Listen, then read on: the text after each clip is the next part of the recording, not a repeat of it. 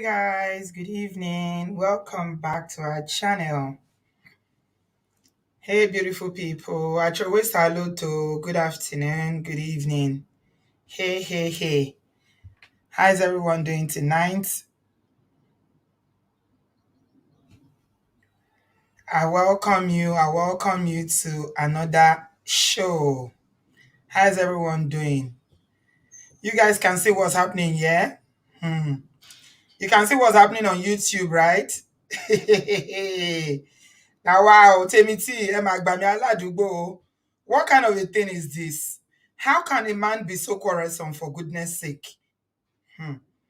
Anyway, we are here for more important things today. There is no way you can tell me this man was innocent in that marriage. If he can quarrel publicly like this, dragging another man, wow. Olagbara o. Okay, no wahala. It is fine. We are here with Brother Ernest. Brother Ernest and another brother is here. And we are going to talk about to ourselves. We want to empower one another. We want to share stories, human stories, which is a good way to learn. And we are going to do it just to encourage one another and to learn. So there's a number of issues that was raised during this whole buhaha of Nigerians are broke abroad. It is those who don't have money that travel. If you are doing well, you don't travel and all that.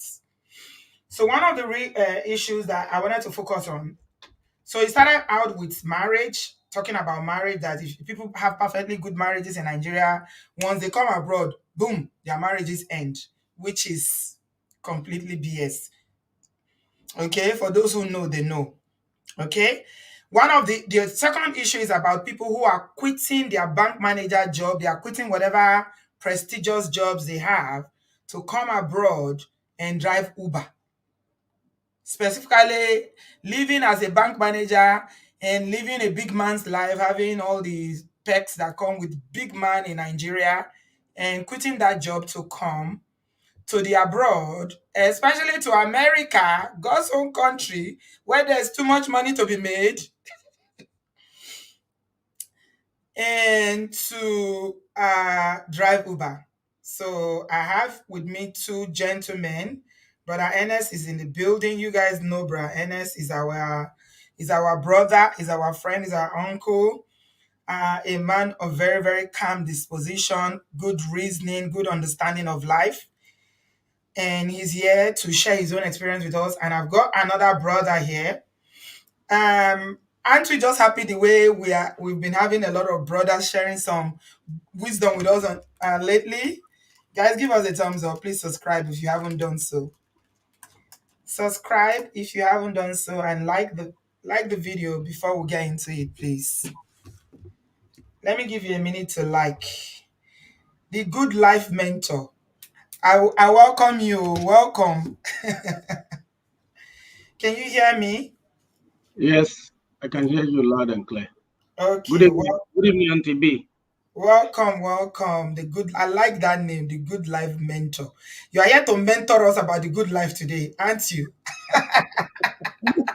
It's a privilege and a honor to be here today. Thank you so much for having me. Thank you Yeah, so you're much. welcome. You're welcome. So I don't know if you know, I know maybe you have a little bit understanding of what we've been talking about on the platform. Um, it seems like there's a lot of issues. Some people in the abroad, hmm, Okay. who are very disillusioned, they are disappointed with their life, that they haven't made it, and they think coming abroad was a waste of time. You know, Japa is a real thing now, right? That's true. So Japa is a real thing now with millions of people getting out of Nigeria. I think people can't get out enough. But today we want to talk about the real issues, why people are jackpying and why so many people are jackpying at the current time. What is the main issue responsible for the brain drain in Nigeria now? Because I read in on social media a while ago that 70% of doctors who qualify in Nigeria within the first 3 years of qualifying, they are jackpying, and even Nigeria hospitals are struggling now to staff both private and government hospitals because of the rate of jackpot. So we want to talk about the real issues regarding Japa, and in terms of, what are the things that is making people so restless? Why is there so much despair? Why is there so much, disappointment? People, a lot of people have lost hope.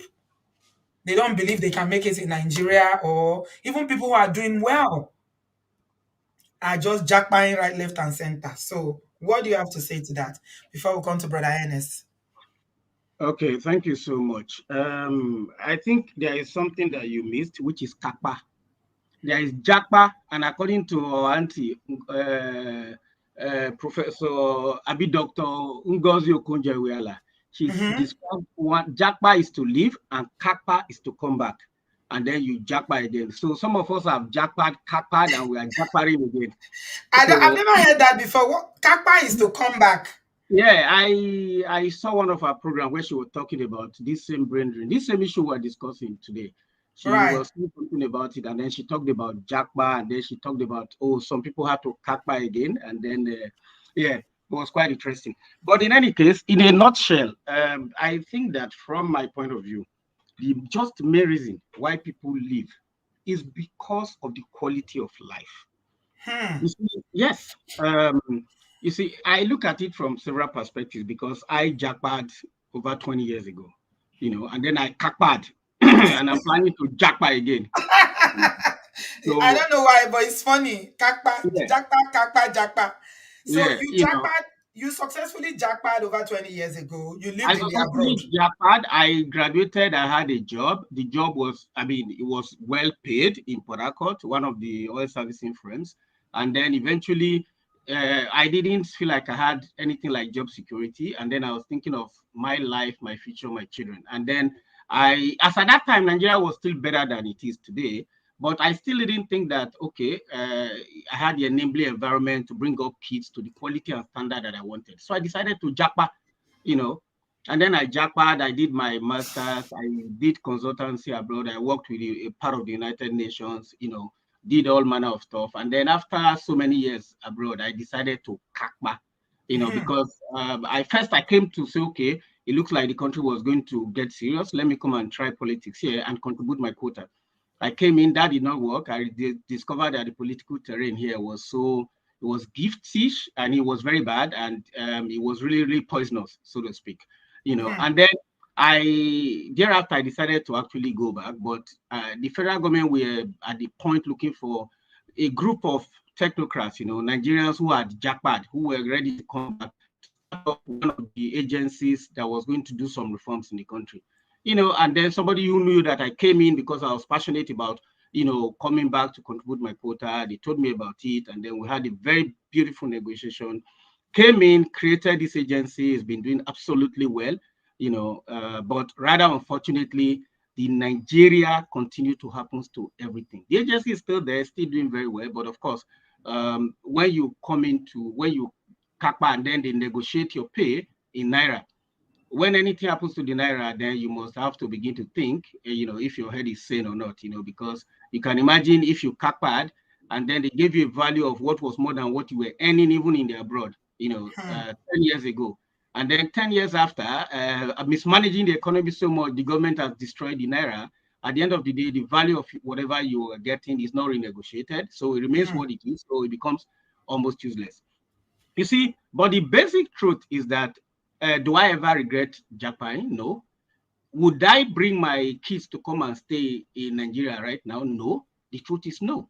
Because if you have tested both sides, you understand that the quality of life that you live out there, there is no way you are going to get it here. Let me give you an example. I live in Lekki, what they call Oh, phase one, Lekki, Admiralty.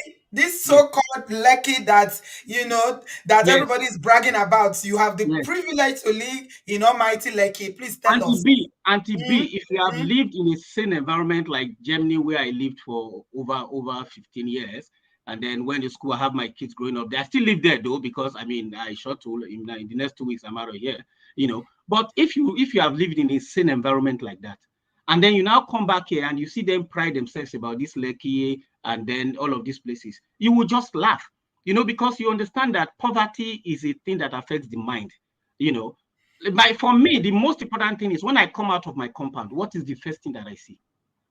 It doesn't matter how beautiful your house is. It doesn't matter how expensive it is. When you come out of your house, what is the first thing you see? Lekki is a slum. Quote me. Is eh? Is a slum. Yeah, that's correct. That's what it is. Like it that is heaven in Nigeria where all the Yeah, people live. you have a few estates that they build, they close up the estate. So I mean, they tidy up the streets within the estate. Even some of the estates, I live in an estate. They've degenerated to the point that when you come out of your estate, which is inside of Lekki, as soon as you drive out of the first gate of your estate, what do you see? You see slums all over the place. So, and then that is the quality of life that some of us admire, that we see, that we know that is totally different. But for them, it's about riding a Lamborghini. Let me ask you, if you drive a Lamborghini inside Potopoto, what is that? You are as broke as the Potopoto. It doesn't make sense. Yeah. So now it rained 2 days ago. My street was flooded completely. You have the Ladi cream living down here. You have the Ladi cream living down here. And then you come out of your compound. In fact, next to my house is one of the greatest designers in this country that we have. This guy, we went for brunch that morning, and it was raining. And he said to me, "Bros, see Lekki. When did he call Lekki? We dey see the videos now. We dey see the videos for social media now. The street was flooded. People could not move. If your car was not high, you could not drive.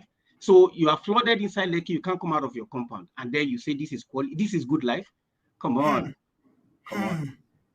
So when you look at all of this, then the children that are growing up here, for crying out loud, I interact with people's children every day. What are they learning? What are they thinking? You can't take them away from Nigeria. They're inside this country. It doesn't matter how you try to seclude yourself. You go to Christland, or I live on the same street with Doan, the popular Doan College. Now, yeah. So they go to, these are the schools that they send their kids to at the end of the day. I drive past that place every day. I do my morning walk, in front of the school. And I ask myself, would I want to come and cage my daughters inside this place? The answer is absolute no and zero. So, why? Yeah, because the value, first of all, because of the insecurity and all of it, they practically almost don't have a life. They are caged. Please, next time you come to Nigeria, I'll take you around some of these places. They are caged inside that school where they are. It's not like it's one mighty expanse of land. So the space that they have to maneuver every day is actually close, and it is too small for a healthy living environment. Your kids go to school abroad. My kids go to school in Germany. When I go to their school, the place is so big. You have everything. No place is fenced. They can walk out, they breathe fresh air, they live the life, they walk on the street, they walk to school, they take the bus, they step down and they go to school. That is life for me. That's the most one very, very key thing, value that you can't get here in most of these places. But of course, let me make a quick exception. There are a few places where they are able to completely seclude themselves. Okay, like this new Atlantic City that they are building. There are a lot of places, the old Babbage. There are some places that are already being inhabited there that I've gone to several times. Now, how many people can live there? Maybe 0.1% of our population. Is that what you call a cross-section of good life? No. Is that the Banana Island? Is that the one that is called Banana Island? No, forget about Banana Island. What please, the road, Onikoyi's road, which leads into Banana Island. Anybody that has been there, please, you have passed through that road. That road is as bad as any road that you can think of anywhere. So that's where they drive in to go into the Banana Island every day. So for me, if the road that takes you to your so-called Banana Island, your $500 million mansion, is as rickety as it is there. So what is the whole point? I went with someone, this designer guy, I went with him to, I wouldn't mention the names now, very prominent politicians, top 3. He went to drop some stuff in their house during Father's Day. And we're treated to, when you go into the compound, you're like, wow, this is Nigeria. This is like paradise on earth. Very but posh. Unfortunately, just outside the street, when they come out of their house, they can only turn right, they can't turn left because the road is bad and it is flooded. So the quality of life that they have ends inside that compound. That's where it finishes. But that's not life in itself, because you have to go out, you have to breathe, you have to go to work, you have to come back from work, you have to go to the market. They go to the same markets that we go to. They don't have market inside Banana Island. I mean, I don't know, not inside Banana Land. I mean, I only have a friend who lives there, and I go to his house, I go to the office. I don't know whether they have a market there. It's a very small place, But, like I said, if you look at the total package, if you want your children to grow up in an environment where they are not thinking of $1 million before they can greet people, before they can respect people, you want them to grow up in an environment where you are nobody, but they can become somebody. I don't think that you'll be telling people that, oh, why would somebody leave this country? A lot of friends that I know that have left this country, they've not left because of themselves. They have very beautiful jobs, but they are leaving because of their children. What quality of life do I want to give to these kids? My daughter is 16, she's 18 years old now, but at 16, she was already sitting down to discuss with the German president. She was already having meetings with him. I'll be invited to attend meetings where my daughter is talking to the president, and I'll be asking myself, so if this little girl had been in Nigeria, who is me, a nobody from a little village, somewhere in this country? I didn't go anywhere, I didn't talk to anybody, I don't know anybody. They don't even know me. My counselor does not know me, but my state governor in Germany knows my daughter. Every senator knows her, but nobody knows me. So these opportunities are the things that have driven so many of us and some of my friends. And that's why I mentioned that word, that would I bring them back here now to come and live here? No, last year they wanted to visit. The security situation was so bad. So of course, my daughter said to me, Daddy, if I can't come to Lagos and then go around by myself, then I don't want to come. If you're going to hire police or a soldier to follow me, then I don't want to come. So that's the life that they're living here. Everybody is in bondage. And that's the quality of life that they are clapping for. Come on. Come on. Thank you so much, the Good Life Mentor. You've raised a number of points here. I mean, this is very interesting as somebody who has jackpad, cackpad, and planning to jackpad again. Wow, this is in fact, you scattered the table already. There's so much, so much, so much in what you said already. Because incidentally, you brought up the issue of children as a father yourself. And this is one of the reasons why people are saying that one of the talking point was that, oh, abroad is not a good place. A lot of people are saying they are losing their children to the system abroad. If it was Nigeria, it would not happen. So these Okay, people that but are losing their children. let me come in there very briefly. You see, when I was growing up, I used to hear too that picking when they're born for abroad, they know they get ahead.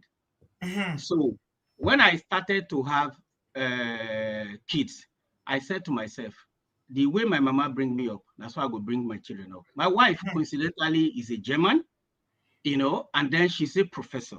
She's lettered and learned. Okay. Now, when the first child came, I told her my mother was a disciplinarian. I'm not going to do it the Oyibo way. I'm going to do it the Naija way. Trust me. And then she said, oh, no problem. No problem. So long as you are not beating the kids. And then we started from when they were 3 months old. Auntie B, I think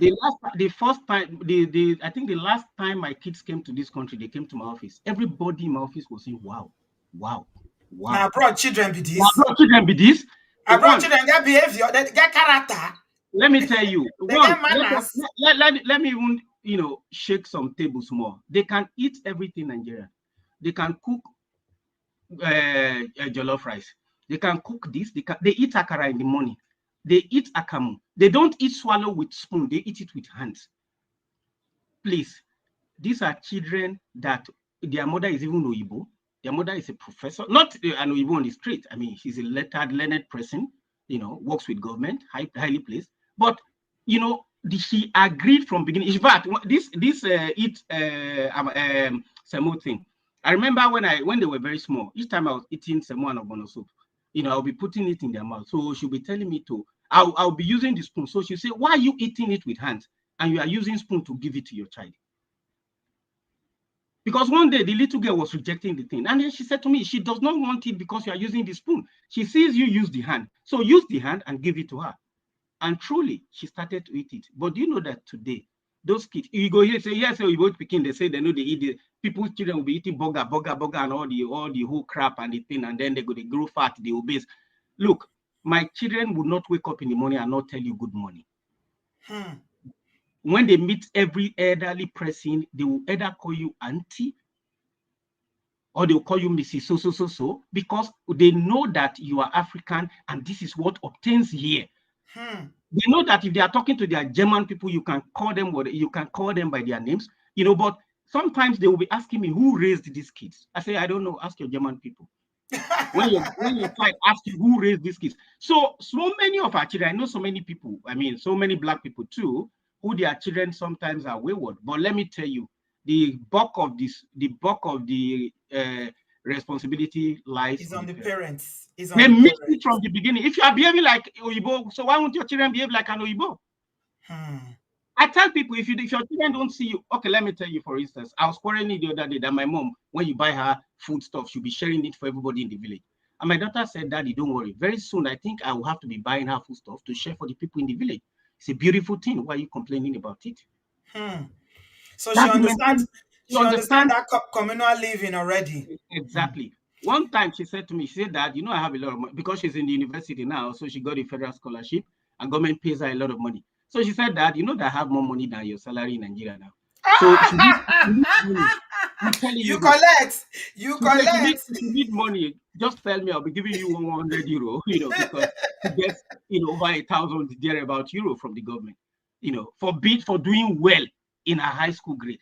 So these are opportunities that, are out there that you don't find here as a common man. Hmm.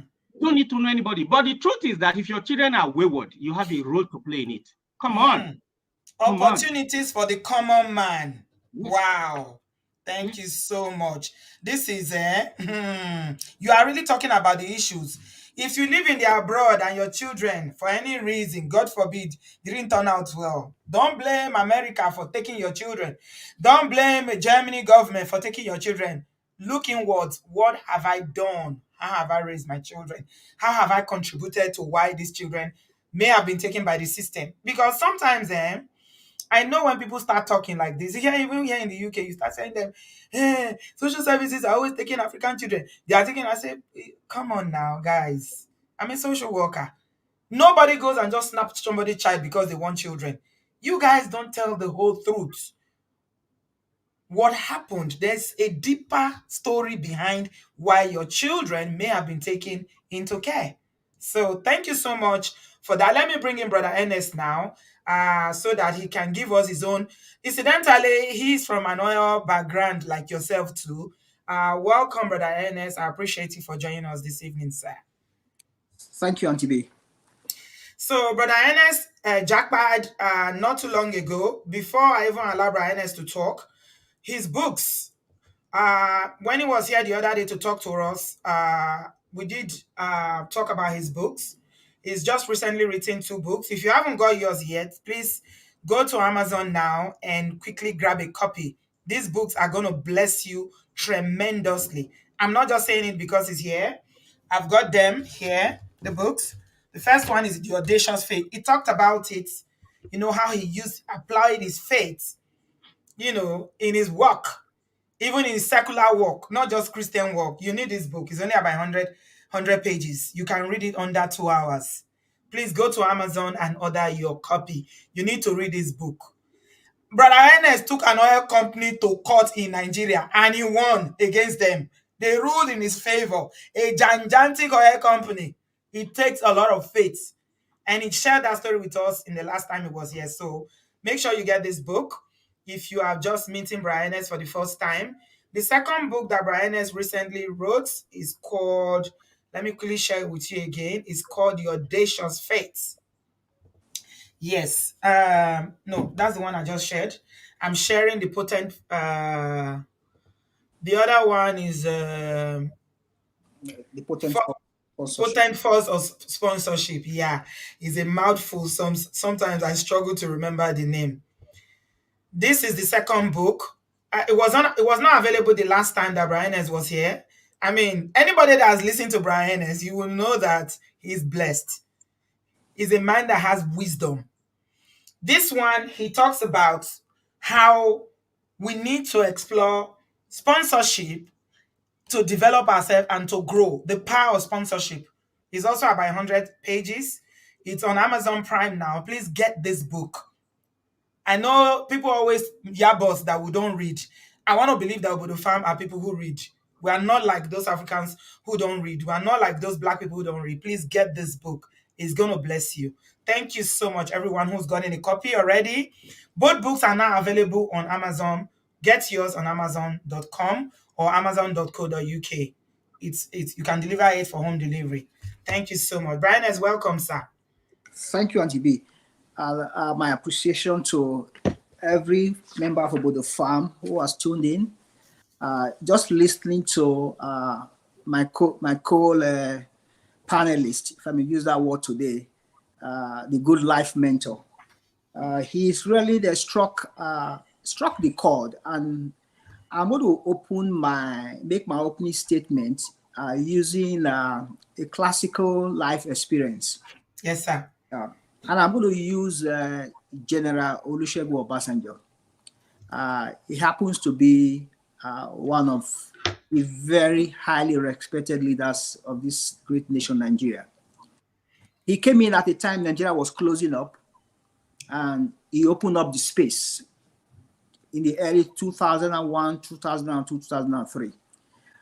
Obasanjo can be credited as the first person who opened up Nigeria, and you saw Nigerians in diaspora returning back home. The records can show it. And what did Obasanjo do?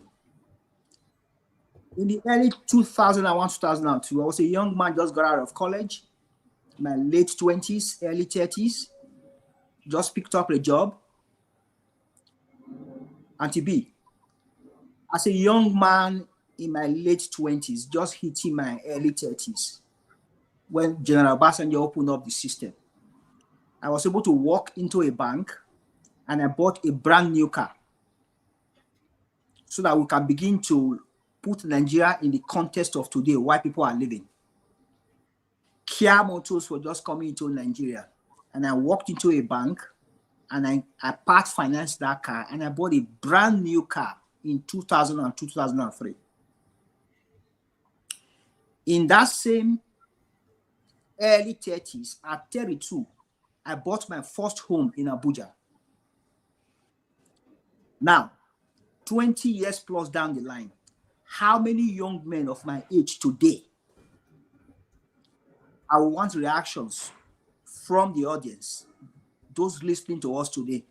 How many young men of Nigeria today, in their late 20s, doing decent jobs, not people who are not sure where their funds are coming from. People doing decent jobs can walk into a bank today and finance a car and finance a home. I leave the response to the audience listening. So we are in a situation where the opportunity space has not only closed up, it's no longer existing. So I will open up this discussion as I have no issue with people living in Nigeria. Migration is part of human race. Penny. The question is, why are people living? There are good reasons why people live, why people migrate. It could be out of pursuit of further education.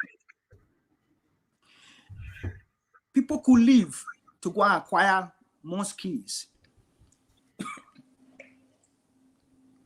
People also leave for greener pastures.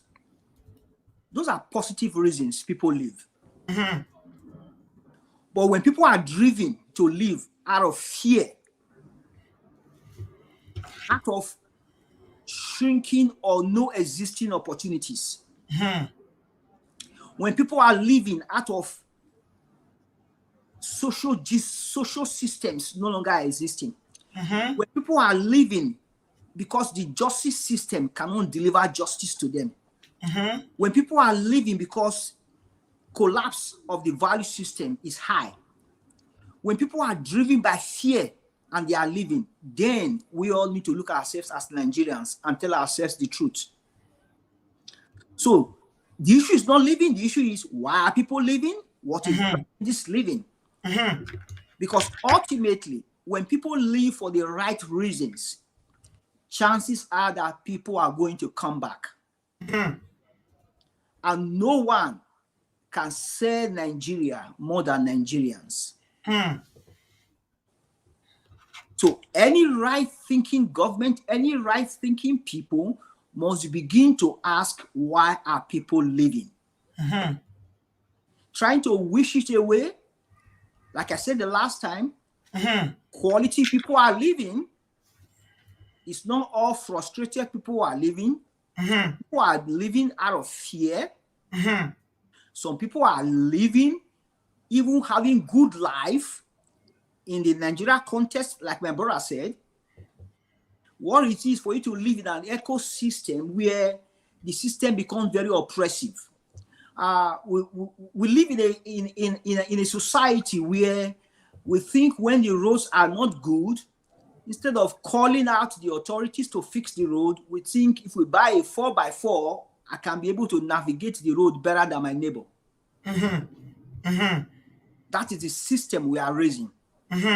So we all strive, instead of fixing the road, we all strive to go for a 4x4 so that when it rains, I can be able to pull my car and get to my home.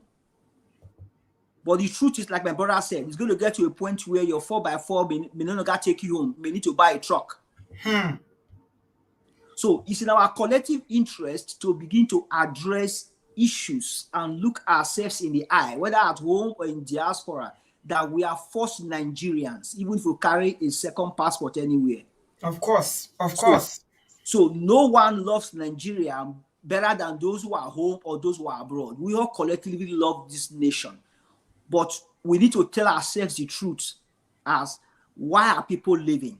All over the world, Asians have left, but they are going back home. We must be able to attract people back home, and the only way to get people back home is to look for the reasons that people are living and address those reasons and fix their fears. Because like I said, I lived in a very small ecosystem when I lived in Lagos, in Lekki, similar to what my brother was saying. We lived in an estate. We created our own environment. We ran at 24-hour supply. When there was no public system, power system, we switched to our generator. So I lived in an estate for 3-4 years, and we didn't have single power failure one day. But it came at an expense. But is that the true life? I still have friends who live that same estate today. Guess what, Auntie B?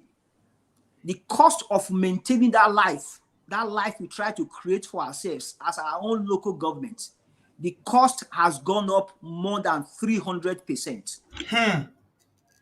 When I was living there, we were paying about 80 naira per unit of power. Today, I hear they pay close to 250 naira per unit to be able to maintain that lifestyle. And the life is crushing down on them. So we all can individually try to create our social nest to be comfortable in our little estate, in our little environment. But ultimately, the system is going to collapse on us. So it's in our collective will, it's in our collective good that Nigeria as an ecosystem must run for the benefit of all. Not a system that allows the few to be able to use their money to create a comfort for them and create small ecosystems within the larger society, and we live in delusion that the system is working. It's not going to work. Somebody say something. Thank you so much, Brother Enes. The good life. You that Japa, Kakpa, and planning to Japa. This is very interesting. Yinku said, MMA runway. That's Murtala Mohammed Airport. Runway lights reportedly stolen today. International airport lights. Sometimes you just have to laugh at these things because I don't know how it is possible to steal lights inside, but there's nothing Nigerians cannot do. We Nigerians are gifted like that. This is an international airport. Why will people not leave? We want to go home, but there's nothing to go home to. So we stay where the system works. What do you say about that? Because Brother Ernest touched on value system. He touched on the justice system where there is no justice for the poor man. If you don't have money, No justice for you. He touched about the cost of maintaining a lifestyle, and you are currently experiencing that now. I know you are. Tell me about, just can you speak to that, please? Okay, that runway thing, that is common stance every day here. I mean, the things that you see in this country, they beat your mind. In German, they say this is unglaublich, unmerkbar, things that you cannot phantom that can happen anywhere in the world. You see them. Thank you very much, brother. Is it Austin? Sorry, I just Ernest. and Brian. Ernest. Yeah, thank you. Okay, Yes. Brian. Thank you so much. Yeah, you see, this is somebody that was in the system and he spoke very well. There are so many of those mini estates around. Do you know that Lekki do not have water? For the first Roberto. Yes, for the first 1 year that I lived in this apartment, I was using pure water to cook until I was able to create a personal small filtration system, with which I'll filter the water to be able to use it. How But, can you but use pure water to cook? How is it possible to use pure water to cook? yeah, How because you many? buy plenty bags of it. Yeah, you see it on Instagram, but you'll be wondering whether people are they are not lying. I am up to. I mean, this is what I have personally experienced. Yeah, because Hmm. the water, 80% of the water in Lekki is almost red and is bad. So people will have to, for instance, you rent a house for 5 million naira, maybe a two-bedroom flat, you rent it for 5 million naira thereabout, and then you now create your own water reticulation system for about maybe 3 million, and then you have to maintain it every other year. It's not your house, you rented the house, for crying out loud, you know. So, but let me even go back to something that I remembered while Brother Ernest was talking. Do you know that one thing is also to look at the public service system? I work for government. In Hmm. Nigeria, we have 28 salary structures. You'll be amazed. 28 salary structures. There is some for the poor and there are some for the rich. So why wouldn't people japa? Let me Hmm. give you an instance. If you work for the federal government, you work in what they call, for instance, Federal Ministry of Works and Transport. They call you a civil servant. Or you work in Federal Ministry of Environment, you are a civil servant. Then agencies under that Ministry of Environment, they start calling themselves public servant. In those agencies, you will now have an agency where an assistant director earns maybe 500,000 naira per month. And then you have agencies where an assistant director earns 1 million naira per month. And then you have agencies where the normal Federal Ministry of Environment, the assistant directors will earn not more than 250,000 naira per month. So tell me, there are three friends, they graduated together. One has the opportunity of working with one agency, the other one, the second agency, and the other one in the third one. And they work in the same organization, the same Federal Ministry of Environment. And then three of them earn three different salaries. In fact, the one working with the normal ministry is the one that was most brilliant in school. Is the one Hmm. that is doing all the research, development, and the rest of it. The other two, they freelance, they travel around. It's not like they don't work, but they don't do the volume of work that that young man is doing. They are Hmm. paid 5, 7 times more than he's being paid. Why? Because they had somebody who knows somebody who put their name into those ministries. So how do you Hmm. have a system where federal government alone, let's even look at federal government alone, has 28 salary structures? Hmm. So why would somebody who is in the pure, just the normal Ministry of Environment find an opportunity to japa and not japa? Hmm. So there are so many factors, that you can keep on talking about on and on and on. There are too many of them, too numerous to mention, you know. Hmm. So now electricity is gone up. Like you said, people, okay, even those mini estates that we're talking about, their offices are not inside the mini estates, Auntie B. Hmm. They still need to travel to work. Yeah, Brother Ernest used a very beautiful word. Nigeria is an ecosystem. Hmm. I live in Lekki. My office is in Tafa Balewa Square. When Hmm. I when I was first transferred from Lagos Yes, I wanted to, that to story. I wanted you to share that story. to How you Okedo, survived that. when I was Hmm. transferred to Lagos from Abuja, I was lucky. I have a friend who owns a hotel in Songo Tedo. Those of you know Songo Tedo. Songo Tedo is around Aja, you know. Songo Tedo is around Aja. And then he gave me his hotel to stay for free for 1 year. He gave me a suite. So I went in there and then he told me he lives in Banana Island. He said, Cash, please, Oga, when you wake up in the morning, kindly wake up by 5 o'clock and leave the hotel by 5:20. I said, Abba, how can I leave by 5:20? My He office said, is in Papa Balewa Square. He said I should leave by 5:20 if I want to get to the office before 8 o'clock. I said, no. I checked on Google. It's just about 29 kilometers. It shouldn't take me more than 30 minutes. He said, oh boy, I said leave by 5:20. So I woke up by 5 o'clock. 5:20, I was ready, but I was reluctant. I looked outside. It was still dark everywhere. So at about 5:45, I left the hotel. I got to my office by 9:20 in the morning. A 29-kilometer journey, 9:30 in the morning. So, and then the next day I tried and I made sure that I left by 5:10. So I was able to get to the office by 7 o'clock. So you sit in the car and then you sleep and wait for them to open the office. oh my God. You sit in the car and sleep. Yeah, because the office is not opened, the whole of the complex is still closed, and then you see your colleagues coming in, they are all sitting down somewhere and sleeping and waiting for the office to open. Where the office is open, everybody just sitting and sleeping, so they Oh my continue to sleep that God. is missed from the house. And the funny thing is, when you come out at that 5:20 and you hit the road, you will see so many cars, you'll be amazed. I was shocked. I couldn't believe it, you know. And then I did this for the first 1 month. I almost died. One day, when I closed the first day, I just closed at about 5 o'clock. So I started driving back. I left 5. I got back to the hotel by 9:45. 3 hours, 45 minutes. Oh, about 4 hours, 45 minutes. It was mad. So the next day, somebody now told me in the office, oh God, they know they live like that. When they close, you go wait first. You go. So I in the now morning, you will come and wait. In the wait. evening, you will wait When to you close, go. yes. Or you close, And, you go and sit in the joint. So I and this discovered is you that just kakpao I from just living in Germany where there was orderliness. exactly. I came into Abuja. Abuja was fine. I needed just 10, 15 minutes to get to work. So every day I had no problem, because I made sure that I was living, very close to my office, So coming to Lagos that I never bargained for. After that one week, I said, wow. Then they now showed me one of this Federal Civil Service Club in Ikoyi. It's very close to my office. So I just drive down, it's about 3 minutes. And then you see down there are like 100 civil servants or bankers and everybody there playing tennis, eating pepper soup and waiting.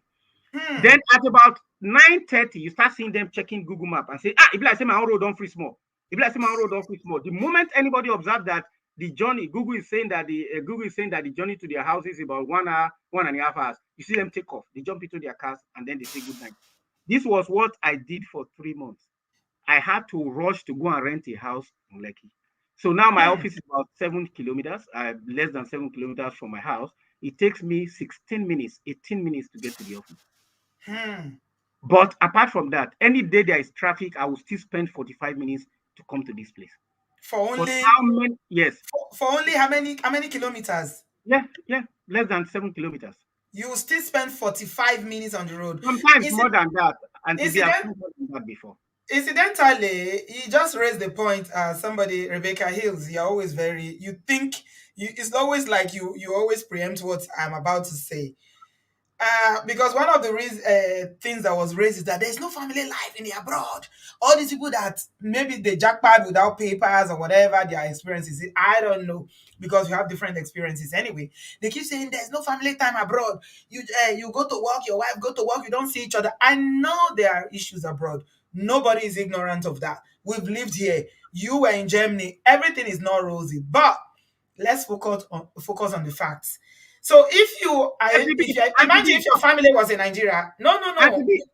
Auntie B, wait, let me interrupt you there. You see, this issue of there is no family life abroad, is there family life here? That's what I wanted to ask.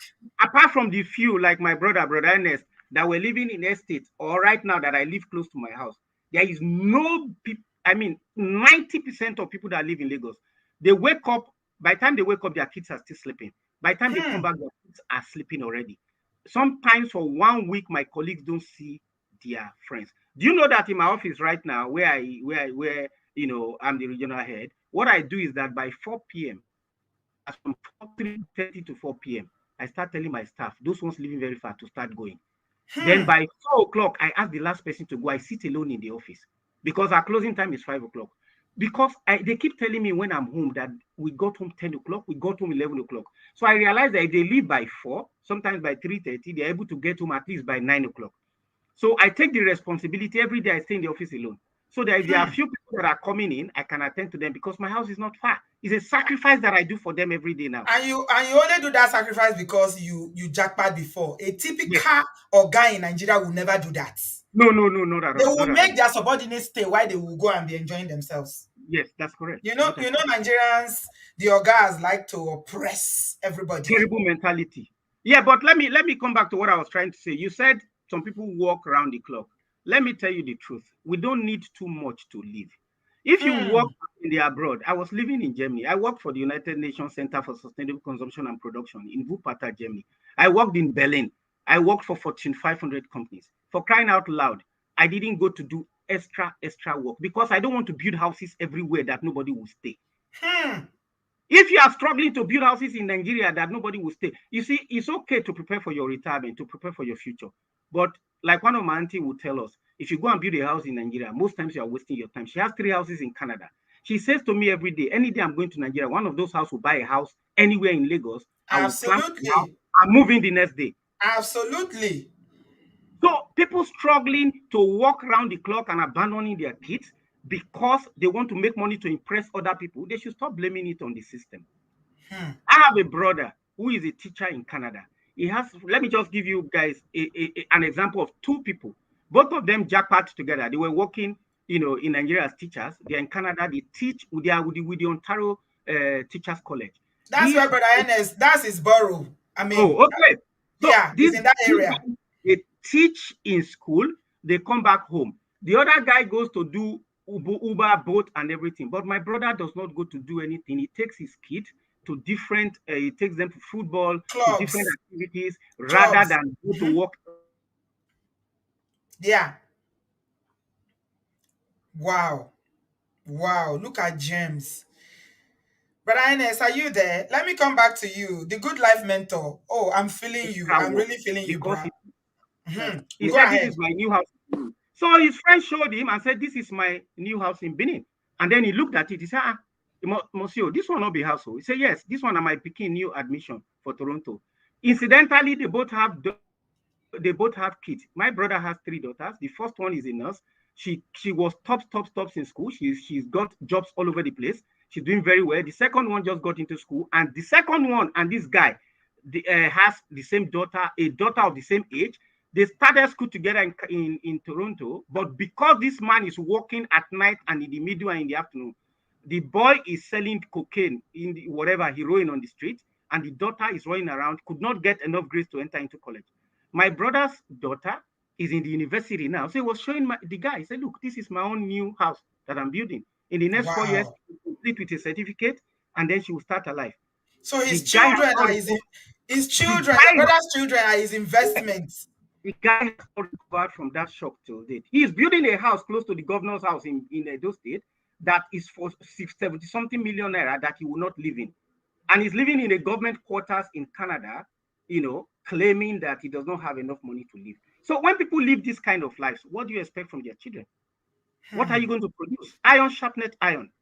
I tell people, if you don't show your children that you are taking care of your parents, they will not learn how to take care of you. They don't need to go and learn it from anybody else. They have to see you do it every day.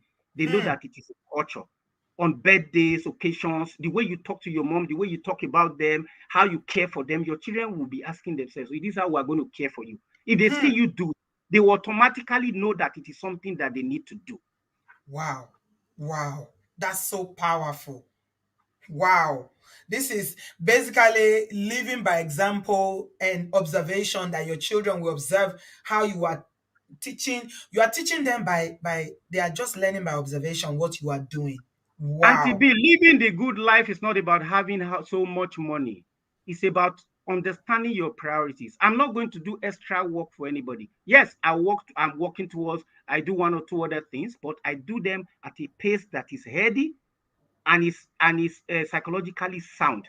Don't kill yourself because you want to impress people. Most people are struggling because they want to impress people. You want to Hmm. buy the latest Jaguar? Come on, you want to buy the latest Mercedes? Let me give you a story that will shock you. My daughter was invited by the State House of Assembly in my city in Germany to come and give a speech about 1.5 years ago. So incidentally, I was in the house. She didn't tell us it was a big deal. She just said, oh, they invited her, blah, blah, blah, blah, blah, because she didn't want anybody to come and go with her. So when she got ready to go, she carried one of my old jackets in my wardrobe that the mom told me she had been wearing it and it was almost wearing off. So I said to her, Princess, why are you wearing this jacket? You are going to an August occasion. You are going to the Senate building. You are going to be talking to senators. She said, Daddy, inside I'm wearing my clothes. This your jacket is unique for me. I'm wearing it because I love it. Mom has been complaining. I don't know why you guys are complaining. It is me that is wearing it. Then she now asked me, Daddy, are you going to listen to my jacket, or are you going to listen to what I have to say or what's on my inside? If I find those photographs, I will send to you. Herself and her friends. She went there. She had the best speech. And when the speaker or the deputy speaker was eulogizing her, I was crying. I was full of tears. So it is content. It is mentorship. Parenting is a life thing that you have to do from beginning to the end. If you don't parent your kids, don't blame anybody. I have done it for 18 years and I can say vividly that it's a day-to-day thing. I'm in Nigeria, but every day I have a conversation on everything. Every damn day. I am my executive secretary here. One day I was in the office with the directors. We had the directors meeting, we're talking. And then my daughter called. And I said, excuse me, I wanted to pick the call. One of the directors said, no. Because the executive secretary was there. I said, Ma'am, my daughter is calling. She said, I now picked the call and I said, sweetie, is there anything urgent? She said, no. I said, okay, please, is it possible to call you back? I'm in a meeting with the executive secretary of this big man organization. And then she said, Daddy, you can call me back. There's something that happened. I wanted to tell you. I said, okay. So I dropped the call. Do you know what the executive secretary said to me? He said, wow, I have heard about you and your daughters. Now you have just demonstrated it. She started to congratulate me for picking the call. I said to her, if she had told me now that there's an emergency that needs my attention, I would have bought the next ticket, left this meeting, and left this country. I promised them that when I was leaving. So for me, I told them anytime they call, it doesn't matter whether I'm talking to the president, I will pick their call and ask them if I can call back. Parenting is a skill that people have to learn. When your kids know this and they trust you, they call you for everything. Oh my God. I don't even know how I feel right now. The Good Life Mentor, I'm so proud of you. Thank you for being so intentional with parenting. Thank you for making an example, being an example, even though you jackpot or kakpa and you don't have your kids with you 247, or how do they say it, 364 days, whatever, the whole year, you are still so intentional. This is parenting. Auntie B, do you know that in my office now, people are emulating me? People that have not been talking to their kids, they are suddenly, all of them, fathers are learning how to parent their children. One of my co-directors said to me the other day, he said, do you know that my last daughter, everybody is asking me now, why is she so close to me? Why am I treating her differently? They don't know that I'm learning from you. That he said to me, he said, my life is so blessed. The guy is in Yola. He said, my life is so blessed because the last 3, 4, 5 years with you, my last daughter is the one who is benefiting it.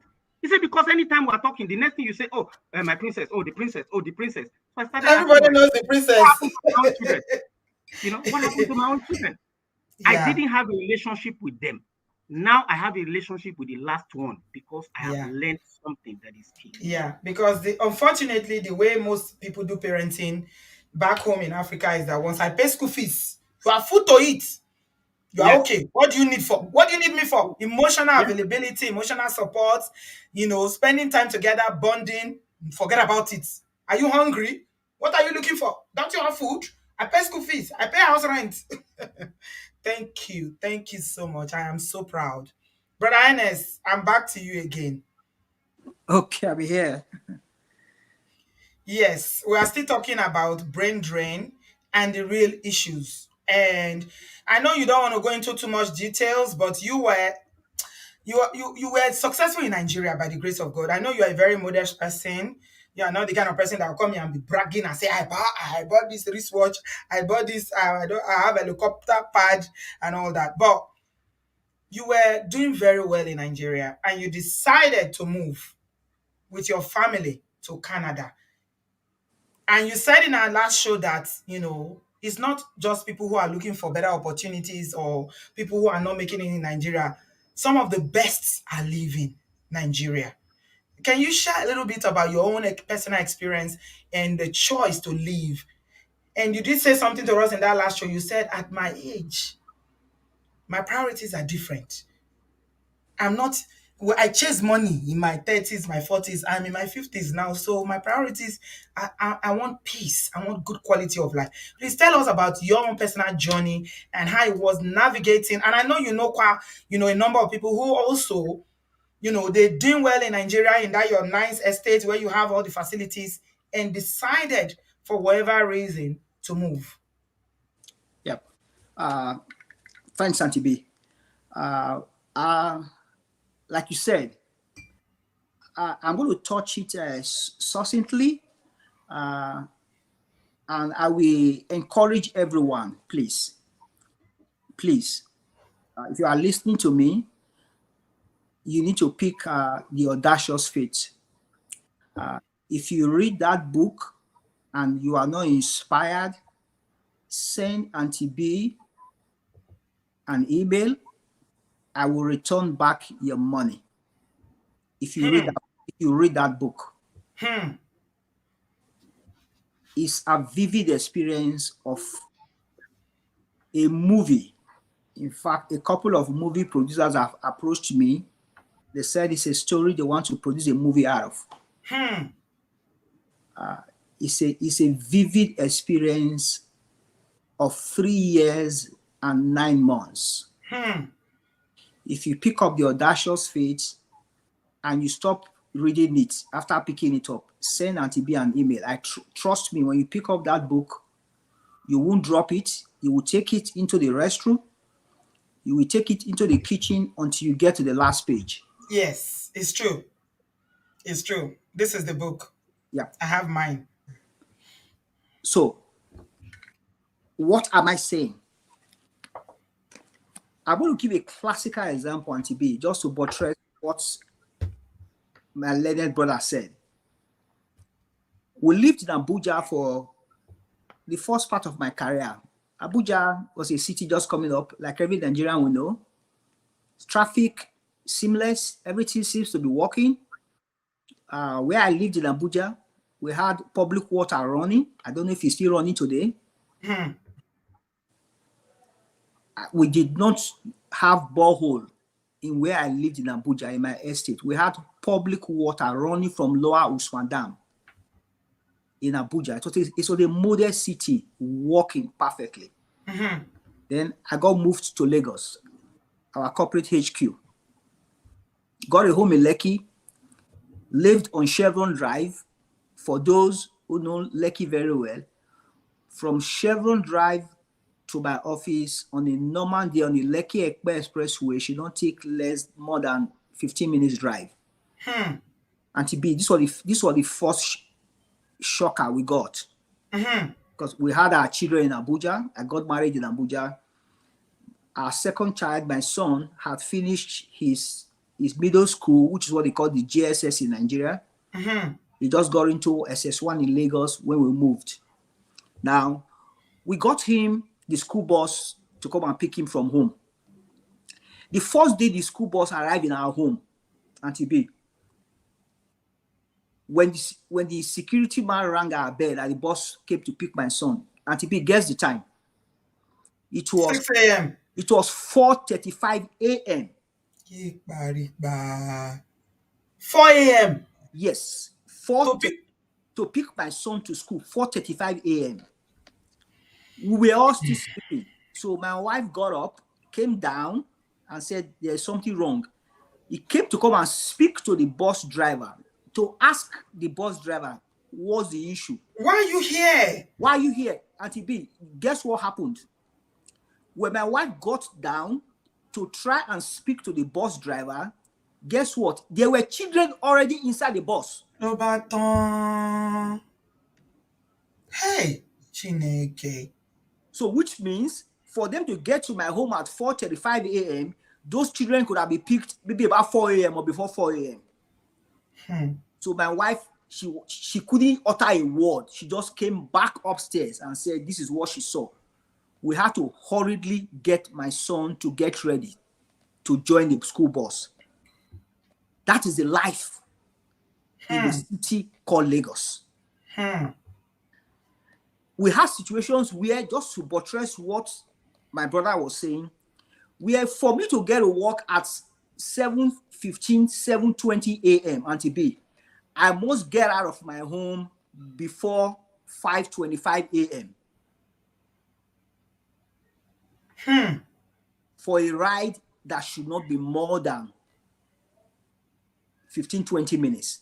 How do people sleep? Good. And this is the same road, Auntie B. To shock you, we were paying toll. I was paying toll and fro to drive to my office because I have to pass the Lekki toll gate. I know for now they suspended payment due to the crisis that happened.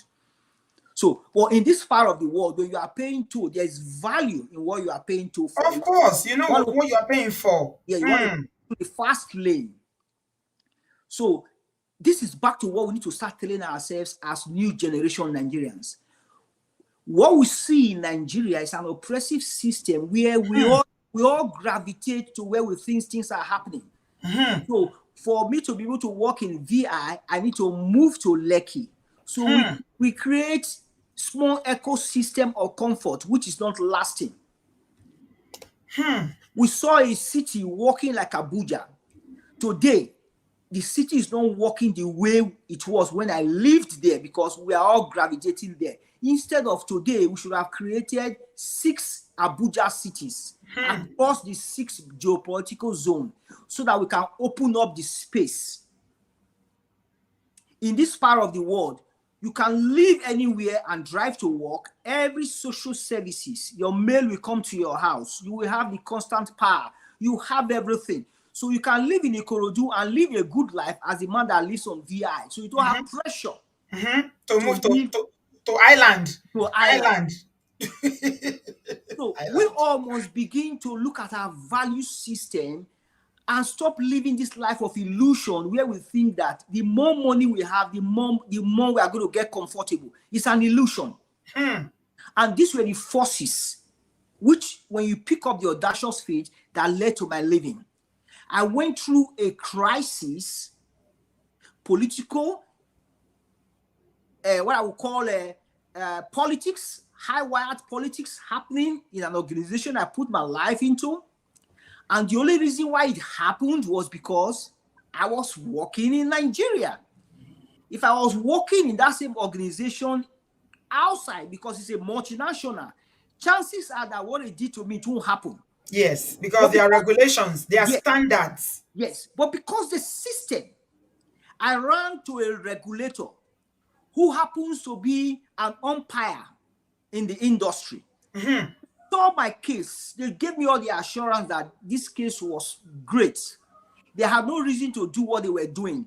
In fact, when you read my book, you will see that I had 3 reversal letters from a regulator. 3 reversal. Reversing what my organization did. Guess what? I never got justice. When you read the audacious faith, you will see that. So the question is, how many young Nigerians can have that tenacity of purpose to be able to withstand a system? So a lot of people give up because of the frustration of the system. I had to go to court. I wrote to the president of the country. I wrote to the minister. I went through this process for close to 4 years. When you pick up the audacious faith, you are going to see it. And ultimately, when justice came, Auntie B, I was exhausted. That's deep, my brother. When the justice finally came, because you've been dragged, you've been running around trying to get, some resolution, trying to get some. When the justice finally came, you were exhausted. I was exhausted. Auntie B, let me shock you. The week I finally listened, I was leaving Nigeria. I got an offer from another company in the same industry I was working in. I sat with the chairman. He begged me. He gave me all the offer that would make me stay. But my spirit and soul had left Nigeria at that point. I told him, thank you, sir. I appreciate the offer. But I am exhausted. I am tired of the system. So, which is back to what I said. We cannot keep thinking that people who leave the country are leaving because they don't have... poor. Because they are poor. because they don't have opportunities. Yes. In fact, the cream de la cream, people who have opportunities are the ones The leading best. the country. Yes, they are. They are. So for you to be doing name calling to say because somebody was a bank manager in Nigeria and he left and is now driving Uber in the Western world, you need to begin to draw the line. The person shouldn't be vilified. You should be worried why a bank manager will leave Nigeria and come with and all drive. the perks, that come. Great. And come and drive Uber. He's probably looking for his peace of mind. He's probably looking for opportunities for his children to have better education. I mean, I give a puzzle everyone in this studio listening to me. It's a take-home assignment. There's a particular group of people in Nigeria.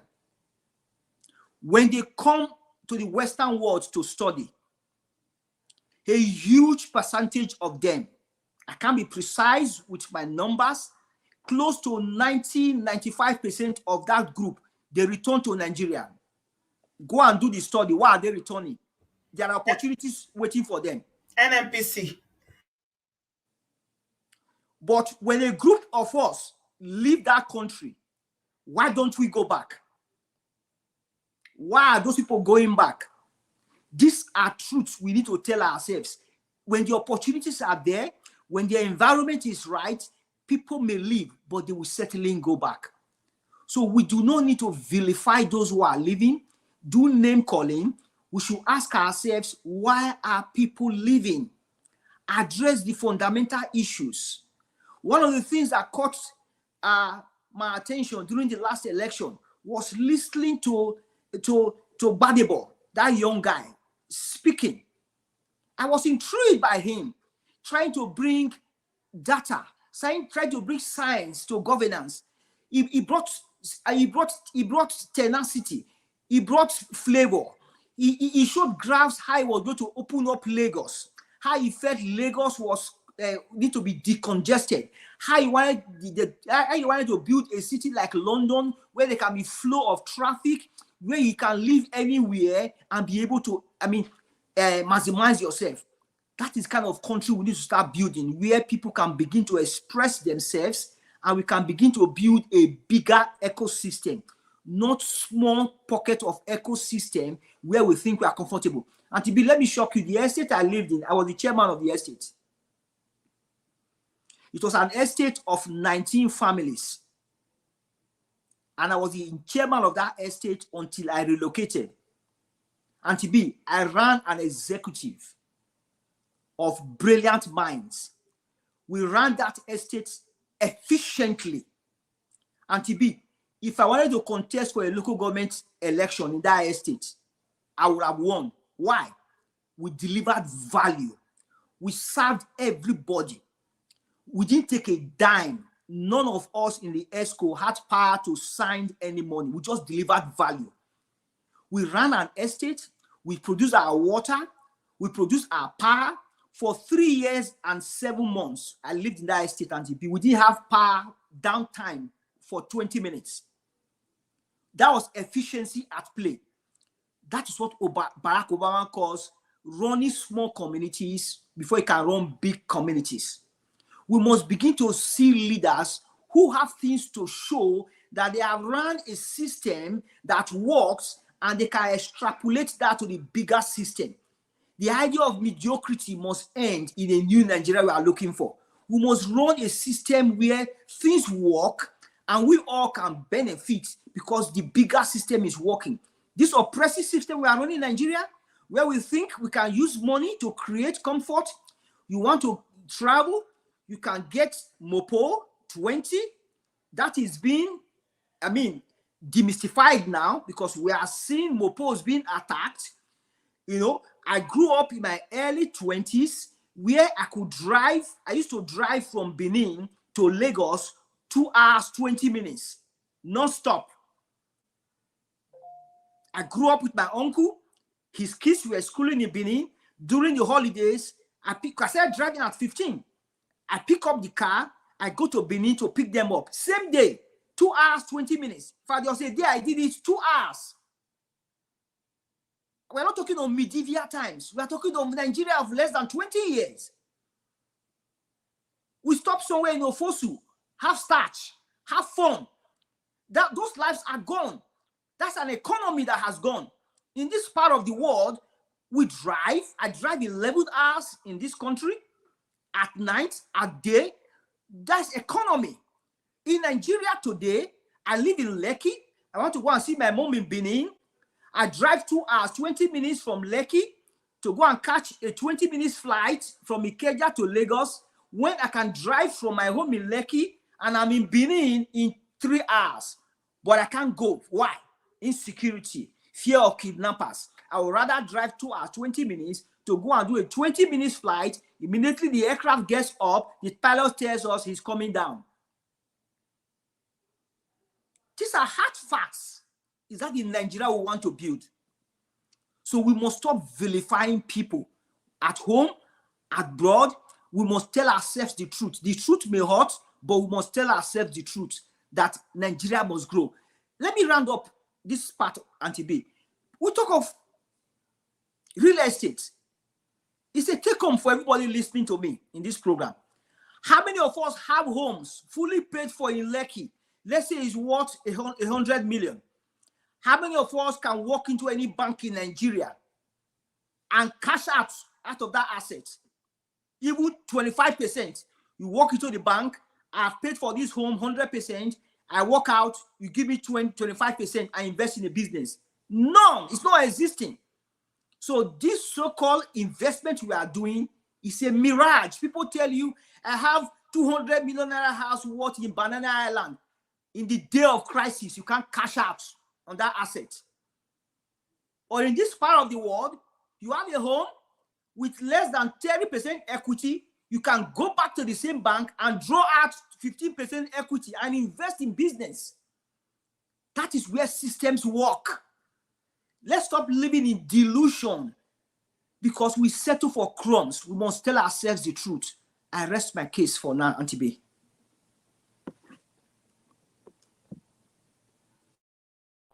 Auntie B, we can't hear you. Oh, sorry. I muted. I was just nodding my head. Brianess, thank you so much. I can listen to you all day because you are a man who is seeing both sides of the equation. And you can Brilliant. talk from a very, very unique position because you've been there, you've done it, and now you are speaking from a place of experience. Anybody that saw how I posted this today, I said, we are doing a show today with real people, real men, with real lived experiences and real impact. If you are learning something from this and this, makes sense to you, please give us a thumbs up. I'm not asking you for money, oh. Some of you are from somewhere they will tell you every 5 seconds, give us money, give us money. I didn't ask you for money.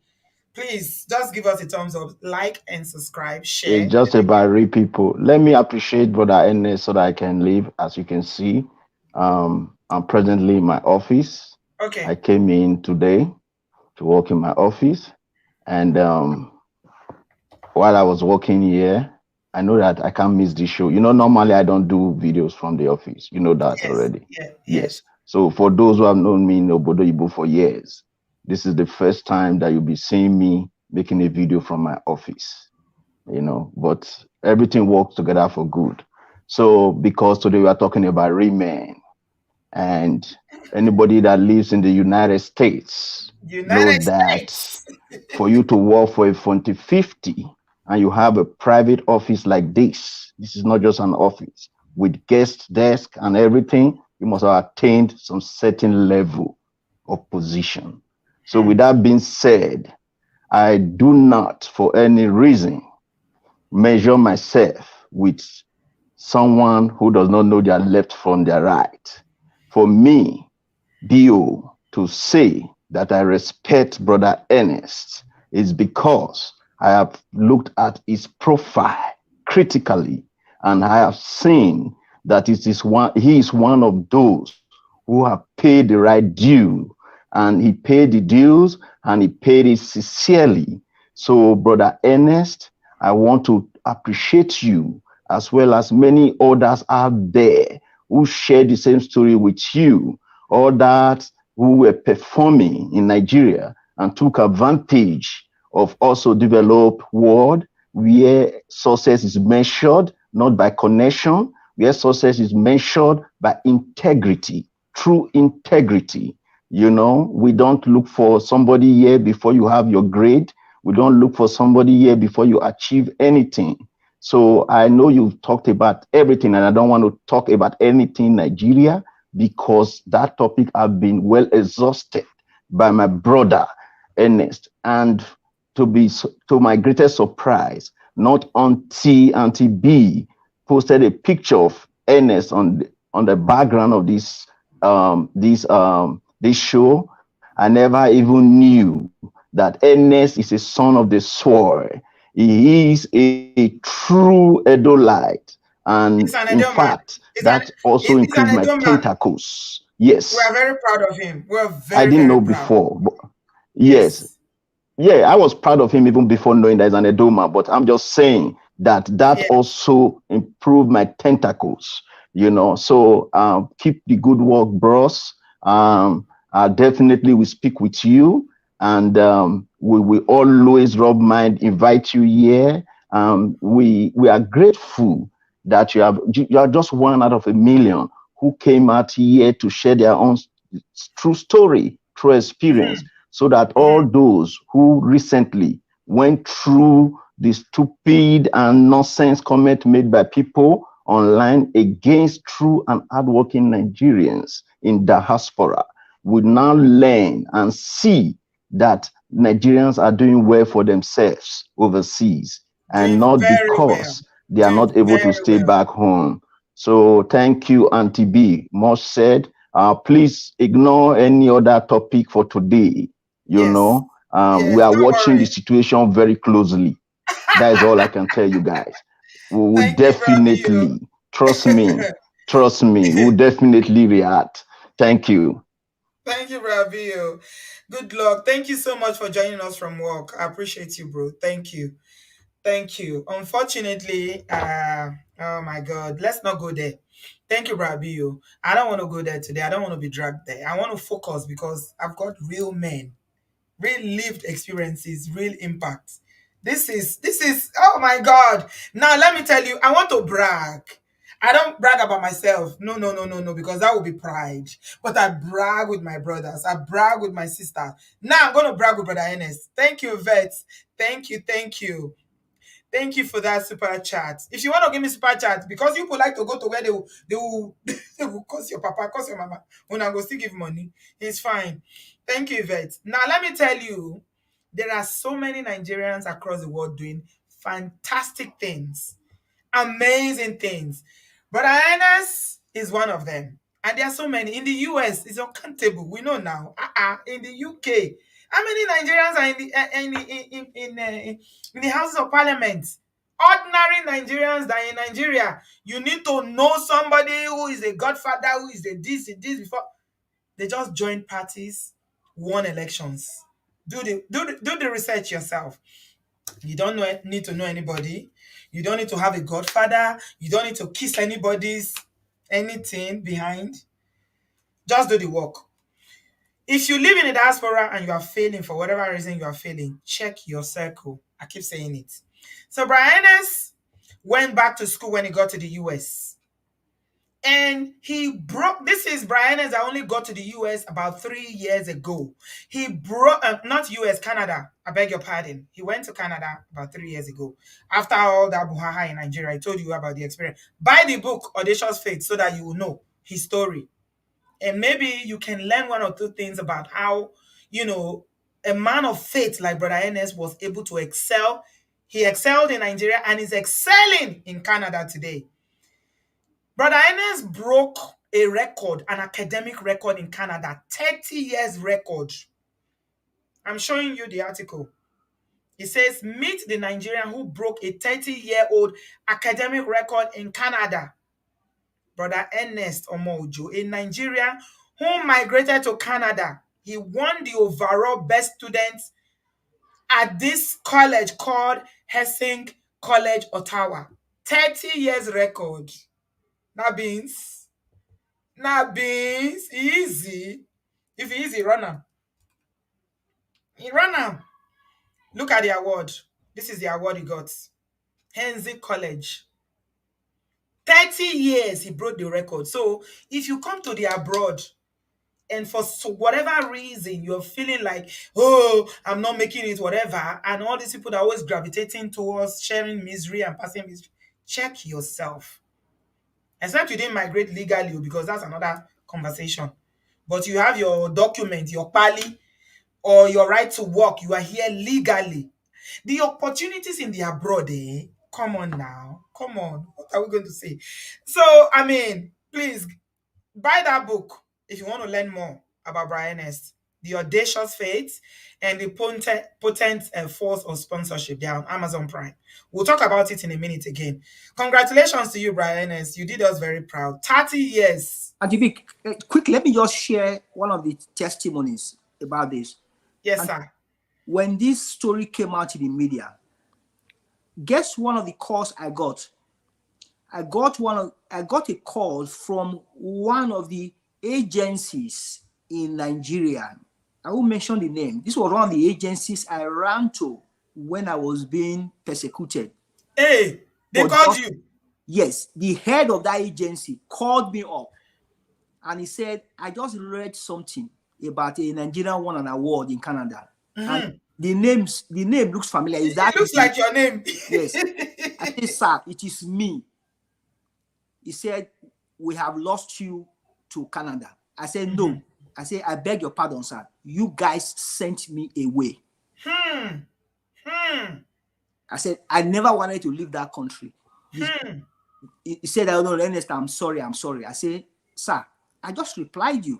I have no animosity towards you, but I just wanted to correct what you just said, that you didn't lose me to Canada. You sent me away. You pushed me away. Sent me away. Auntie B, I yield the floor. Wow. What a man. No wonder he's such an amazing husband. Wait, if you hear Brian S talk about marriage will be hungry you. Chai. What a man. And he's an Edo man. So double bragging right for me, an Edo woman. Thank you so much. Please give us a thumbs up. Give us a thumbs up. Are you learning something? You're learning from the good mentor, the good life mentor, about parenting and all that good stuff. The good life mentor, I'm going to come to you. I'll let you go in a minute because I know you still have a long way to drive to get home. You say you are planning to Japa again. Why? You are a big man in Naija. Why do you want to Japa again? And to be, you see, I don't know that definition of big man. I was listening to Brabio when he was talking just now. I've always listened to him at least each time I attend the programs. You see, the thing is this, and I'm so glad that he actually did display his office. When some nitwits, who are celebrated out of delusion in this part of the world, open their mouth on social media and then talk rubbish about people that have migrated, I just laugh. I know a lot of 1,000,001 people doing extremely well all over the place. Nigerians, that left Nigeria that are doing plenty well. If I have so many of them that are friends, I'll be in Canada in the next 2-3 weeks, and I'll be reuniting with so many of them. They are doing extremely well, very well. When you mean very well, So I don't know what anybody is talking about. Say people that migrated, yeah, but let's leave that thing anyway. But you see, the thing is this: life. Value for life. For me, that's the most important thing. It's not about money. It's about the quality of life that the system allows you to live. I mean, me and Ernest, we've talked about this issue of, you travel, you go to work, you come back. He used the word ecosystem. The ecosystem here. These people don't know. The problem is that, you see, when people live inside feces, they don't know that it smells after a period of time. It starts smelling normal to them. That's the thing that is happening to so many people out here. They think that the aberrations here, the abnormalities, that they are normal. It's normal. It's normal. It's not normal at all. Look at Brian S. He was talking about his persecution. It's a thing that you face every day. I went through mine. I mean, it's a subject for another day. I went through mine, but I was rugged and decided that until I'm ready to go, Nobody can force me to go. This is my country. I schooled here. In my first degree, I was a student union leader. So, and I fought government, those days. Aluta is in your blood. Yes, I did Aluta from beginning to the end. So one person will not now come at what age, But the truth is that, when you work in the system here, you work in our public service, you understand that we have 3 different countries. The interesting one is that I always laugh when people say they are first-class citizens, and when you are abroad, you are second-class citizens. Mentor, you're making me laugh, please. Let me tell you, in Nigeria, there is no first-class citizen. But you are in Nigeria. You're not a first-class citizen as a Nigerian. No, none of us is a first-class citizen. We are third-class citizens. Please, show me one first-class citizen. Really? First-class citizen in Nigeria is seasonal. If your father is the president right now, for that period while he's in power, you are a first-class citizen. The day he leaves, you become a second-class or third-class or fourth-class citizen. There is no first-class citizen in this country. I'm telling you the truth. A couple of 2, 3, 4 months back, Emefiele, DFCC chairman, they were first-class citizens. He was first-class citizen. Right now, they are 5th-class citizens. Emefiele was running, and they still captured him. Yes. So now, when somebody sits down and is telling you that those who go abroad are second-class citizens, I'm asking him, where is he living? Is he living in this country? He's living in delusion, self-deceit. Some people call it self-fulfilling prophecy. They think that what is what they think it is not what it is, but they don't even know the reality of what is happening to them. And it's a very unfortunate thing. Yeah, because if the system does not change, we need to build a system that functions. But the beautiful thing, the only thing that gives me solace, the only reason why I'm still here, frankly speaking, is because what I do right now, I am touching lives every day in such a way that, somebody came to my office, a couple of, I deal with octogenarians, nonagenarians, very old people. And somebody came to my office the other day and he said to me that he went to his doctor. Okay, I was talking to him and I said that I'm planning to Japa again. And the old man started crying. He's about 82 years old. Hell. And I said, Daddy, why are you crying? He said he went to his doctor that morning. And that when the doctor finished attending to him, that the young man told me, thank you, Daddy. This might be the last time we see in a very long time. That he has his visa, he has his papers, and that he's going. And that he said, doctor that has been taking care of him so nicely, so professional, that is going. And now he has come to my office. The only person that he has met in this office in the last 7 years that behaves treats somebody like a human being. Now you think you want to go. So you want to leave us for the animals. Yeah. Because in this climate, people behave like baboons. I'm telling you. I have them in my office as well. I laugh every day. I just wonder who did this to them.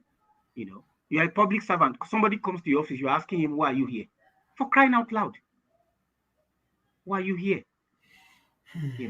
Where do you start from? The decay here. I think most of the people's brains here, is in fact the psychological programming that has happened to them from childhood to date does not make them understand that most of the things that they are doing, they are aberrations. Do you know that in this country, if you don't collect money from people for doing your work, they think that you are mad? Yeah. Yeah. They think that you are not normal. We have a zero corruption policy in my office, and people don't see it funny. Some people would rather kill themselves. And what I keep telling them is, please, from the day I came back from Germany to come and take this job, I told God, the day I asked somebody to give me 1 naira to do my job, God, please take me. I said, because I've made this vow, Daddy, please don't try. Don't even start. But do you know the most disappointing thing? Most of our brothers and fathers in the diaspora that left this country and went abroad, I deal with some of them when they come back because they have a level of, they contributed to government, they work for government, so they need to come back for some compensation. When they come to your office, some of them are the quickest to even try to bribe you. And you ask yourself, what did you learn in the abroad? No. Yeah, some of them come to disgrace us. Yeah, no, because they think this is the system, so they are used to operating with people like that. You are an exception to that rule, so they know this is Naija. I have to do it if I need to get things done. Yeah, so, but it's very unfortunate. Yeah, it's it is. so sad. It's so endemic, And it's so normal to them, but for me, it's an aberration. It's so abnormal. How do I tell my kids that I went to the office, somebody gave me 5,000 naira, 20,000 naira, because I did the job that government is That paying you me are salary? paying you for. That's I tell normal. I tell people every day, if your salary is not enough, do something else, add to it. You can do something, you can add something, you can have an addendum. It's called multiple streams of income. That's the Amen. new bay. That's the new bay. You know, think of multiple streams of income. But I mean, let me not, beat this too much. But the truth is that one thing that I want those listening to me to take from this, whether you live in the abroad or you live in the Nigeria, the truth is that so many people are struggling to impress people that don't give a damn about them. Hey, preach it, my brother. Preach it. They are struggling to impress people that don't give a damn about them. Because you people over there, a lot of people over there keep shaming people for being poor. Yeah, I had a friend in Germany those days, one of my big bros, he's from Papele. He used to tell me that there is dignity in poverty. Yeah. But unfortunately not in this part of the country. You can't be broke and dignified. No, you can't be because poor in peace. Even you run away from poverty, you still come and you are poor here. It's still a problem. They still shame you. Yeah, because at the end of the day, but the thing is, why do people go to the abroad and they are struggling to impress people who are way back here? I went back to my village one time. Somebody was saying something to me, and then my cousin said to me that somebody was laughing at me. So I said to him, I grew up in this village. I went to school here. I found my way out to Port Harcourt. I made a life. I traveled with my money. I did my master's abroad. I've worked for international organizations. I've come back to this country. I'm a director in service. This person has been in the village, does not even have money to buy a ticket to go abroad. And I'm bothered about what he's saying. Then I have a problem. Him. He's laughing at you. He's laughing at me. He's probably laughing at you because you built a mansion in the village. Exactly. What economic sense does it make? What value does it add? What economic sense does it make? So you go and build a beautiful 7-bedroom duplex in your village to impress the villagers. And it does not bring in money. Anything that you have that does not add money to your pocket is not an asset, it's a liability. So what do you need it for? It's only in Nigeria that broke people shame other broke people. Yes. Yeah, but you'll be broke, you are shaming other people for being broke. Yeah, but is it not unfortunate that it's sad? Then so you get bothered because somebody like that is making jest of you. Then you have a problem, not him that has a problem. I would rather have people. I tell people, I mean, somebody, my elder brother used to ask me, how do you sojourn in that? I said, well, you're wrong. I said, because I live like a commoner. I live like a commoner. I come out of my street every day here. There are gate men all over the place. There are like 15 of them. When I drive out, I wave at them, all of them. Good morning, how are you? And then I go to work. One day I parked in front of my house. There was a construction going on in the neighboring house. And then somebody was blocking my entrance. And I was telling him to please move his car.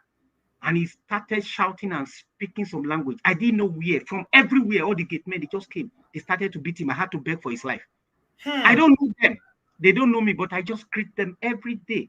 And then they are not used to big men greeting them. So when you greet them, you're wondering, who is this one? Why they're shocked. Why are you greeting me? Yeah. Because the society have made them feel that they are less than human because they are they talk down on everybody because they have how much. People go to the restaurant, they want to go and eat food because you have money to buy one piece meal in McDonald's. You are shouting at the young woman there who is in the university right now and she's top in her class, but she doesn't have the opportunity, so she's doing this work just to support herself to go to school. And then you are shouting down at her because you have just how much naira to buy pizza. Do you know who I am? Do you know who I am? When they start saying, do you know who I am? Who are you, Oga? Who are you? Who are you? You see, our value system, like you said, is so poor that we have a dysfunctional system here. And then we have a system that has been created that the inequality is so bad. The public service is not nice, it's not fair, because you have different salaries for different people. Different salary for different people. A system that has 28 salary structure, is that a normal system? Where a civil engineer in civil service, in different agencies, you can work. It's like somebody working with, I don't know, Dutch Telecom, or somebody who is working with the Office of Foreign Affairs Office. Let's say BT. Yeah. And British then Telecom. Exactly. He's on grade level 15. He earns 1 million naira. and there's somebody who is working for one other British agency that is the same with that one, then you are now earning 300,000 naira. Who does that? Where else? But the sad part of it is that those agencies are reserved for their own children. The names that you find there, you start finding all the top names. That's what you find there. Nepotism. That's Yeah. nepotism. Yeah, it's real nepotism. Yeah, it's nepotism. Yeah. Yeah. Thank you very. Why are you thinking about Japa in again? Lastly, before I let you go. Yeah, because of the level, because of the quality of life that is here. I mean, sometimes you begin to ask yourself, you can't do anything. Is it worth it? Is it worth it? You can't breathe. It's not about going to you see, for them, life is okay, now I want to go to Badagry. For how long I've been trying to go to Badagry? The only day I tried with my car, they almost had to tow my car back at the Ojo axis. I had to come back. And I don't want to go with public transport. Yeah, because I want to go and see the slave area. Those are the things I want to do. Weekends, you want to travel, you want to live life like you know it out there. Why can't you get there? Yeah, because the roads are terrible. Absolutely unpassable. So you need to buy a Tundra to be whatever to go there. What's that? That's what Brian was saying. Instead of dragging the local government or the state government to fix the road, you won't drag them. You go and buy Tundra, and then you shade people who don't want to deal with that on a daily basis. Do you know how draining it is for children to wake up at 4 a.m. to go to school? 4 a.m. They wake up at 4 a.m. Auntie B, this app is sorry, my brother, before you leave. Sorry, Brian, quickly. Yes. This our road here, where Brian used to live too. Those who in the morning when you are going to work, everybody that you see, please look at all the vehicles. Apart from the driver, everybody is sleeping. In the evening when you are going back, look at them as well. Apart from the drivers, everybody is sleeping. I'm telling you. Please, anybody that is here, if you live on this axis, wake up in the morning as you are going to work, check. If you are not sleeping, others, almost everyone is sleeping because they wake up by 4 o'clock. And then when they are coming back, they are all sleeping. What quality of life is that? And that is meant to be the highbrow, the expensive area where everybody has so much money. They have a helicopter pad. They have millions and millions and millions of money. They have 100 million a month.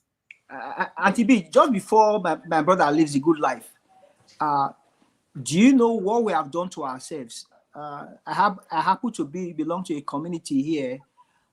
There's a prof here in Carleton University. He used to work for Guardian newspaper. This is his statement. I'm going to capture what he said. He said, what Nigerian leaders have done to Nigeria and Nigerians, if it was a foreign occupying government that did this to a nation, they will be charged for crime against humanity. Very true. I repeat, what we have done to ourselves. If Nigeria was under the colonial masters, yes, they will have, UN will have charged such occupying power for crimes against humanity. This is what we have done to ourselves, and it is normal. Oh my God! Now I'm getting emotional. I'm really getting emotional because the good life. When I went to Nigeria the last time I was in Nigeria, I realized that the chaos and everything is just so normal for people now that they don't even see it. You need to look in from the outside to be able to see. They don't see it. I'm like, can't you see that there's something fundamentally wrong with when there is traffic lights and people get there is a T junction and nobody cares about whether their light is blue, yellow, or red. Everybody just disobeys and go. And then there's chaos. And they are abusing each other. They are fighting each other. And everybody is angry. Everybody is frustrated. Everybody's blood pressure is so high. Everybody is so... I'm like, this is too much. How can people live like this? It's too much. In Lagos especially. I don't know how people survive in Lagos. I don't know. It's better off when you go, to the states outside Lagos. But in Lagos, you guys, now they try, yo. Now they try. You guys, no wonder the churches are filled to the brim every Sunday because without Jesus, I don't know how people will survive. You need Jesus. Let me drop this nugget before my friend leaves. Currently, I hear, based on the devaluation, a brand new car today in Nigeria goes for about 35, 40 million. So the question I ask is, if I was living in Nigeria today, why should I invest 40 million to buy a car that I can only drive from my house on Chevron Drive to my office in VI? Why? If I was living in Nigeria today, I would rather block an Uber driver and pay him maybe 2 million every 6 months. I just have an account with him. He comes, picks me, and drives me to the office and brings me back. Because we don't drive cars in Nigeria. Where do we go? Auntie B, you live in this part of the world. I've been to the US in the last 2 weeks twice. I drive from here to Maryland 8 hours. This is where we need to drive cars, not in Nigeria. Why are you buying the cars? There are no roads. You are going to Benin, 3 hours journey, you are flying. So why are you buying the cars? We are just buying it to oppress ourselves. The cars have no value. You can't drive it anywhere. You are stuck in the traffic. So we must begin to re-examine our medulla oblongata, like my brother will say, Chief Jebosiah. Something is wrong with the system. Yeah, absolutely. Thank you, Brianis. See, we need to start holding the people, the politicians, and all the people in positions of power and authority in Nigeria that run the country down. That's why I'm wondering, why are you people who want better for themselves and somebody has a problem with that? You should be talking about people who've made the country so hostile. People who've made the environment so uninhabitable for people. People who've made, somebody said a comment here, I think it was Jay that said a comment, my sister graduated with a first class and couldn't get a job for 4, 5, 6 years before she finally got scholarship to go abroad. You should be talking about why somebody will graduate and they will study and pass their examination and the best of the best, yet there is no enabling environment. These are the people we should be talking about, not ordinary Nigerians who want to better their lives, who want to move for whatever reasons. Why are we having this conversation? I still don't get it. Just because you say people are bugaing and they are always talking bad about Nigeria. We are Nigerians. I love my country. Okay? I'm British Nigeria, but I will always be first in Nigeria. But if we don't talk about the issues, hold our leaders accountable, change systems, make sure things work, then what are we doing? We are enabling it. So the good life, I'm going to come to you finally because I know you need to go. Thank you so much Yeah, for because giving I us need your to get. time. You need Yeah, to get home. Yeah. I need to get out. Yeah. Thank Yeah, you. so Auntie B, thanks so much. It was a privilege. I've always looked forward to an opportunity to be on. In fact, there was one program you had, it pained me so much when I watched it later that I was not there. I don't remember what the topic was, but It was talking about health, about looking after yourself in the abroad when people are buying and oh all yeah, that. yeah. That Yes. was, I mean, you know my story, but one day I would like to talk about this health thing, You have because to come back because you know a yeah, lot of people have been blessed. Somebody in the comment section, a man said, I've learned from you. I'm going to do better. You are please, a blessing. thank you so much. Please, guys, stop stressing yourself. Stop trying to impress people that don't mean anything to you. Always close your eyes and ask yourself, if I fall down now and then I die or I go, what would this person do? Of what value is this person to me? So why are you bothering about those people? How are you allowing their opinion, bother you to push you to, look, let me tell you, if you have the money to buy a Ferrari, that's fine. But for you to deprive yourself of sleep every day for 1 month because you want to buy a Ferrari, it's not worth it. Why? Why? Please, a car takes you from one point to the other, irrespective of what the name is. Yeah, the level of comfort is different. But unfortunately, a car that you like so much that you think is the best, that you buy with all your money, some people just don't like the face, how the car looks. They would rather drive a different type of car. So it's about, what you like and what you want. But most of our friends abroad, the pressure they put on themselves to work 24 hours is driven by, if it's by the desire to have a good life when you get older. My elder brother said to me one day, when I would talk about pension, how you tell sure say when you retire after 2 years, you go still be alive. So why are you overstressing yourself? Stay alive first before you start bothering yourself. And I think that people need to know this. It's very important. If you've not been to the other side, you will not know what it is like to be very, very healthy.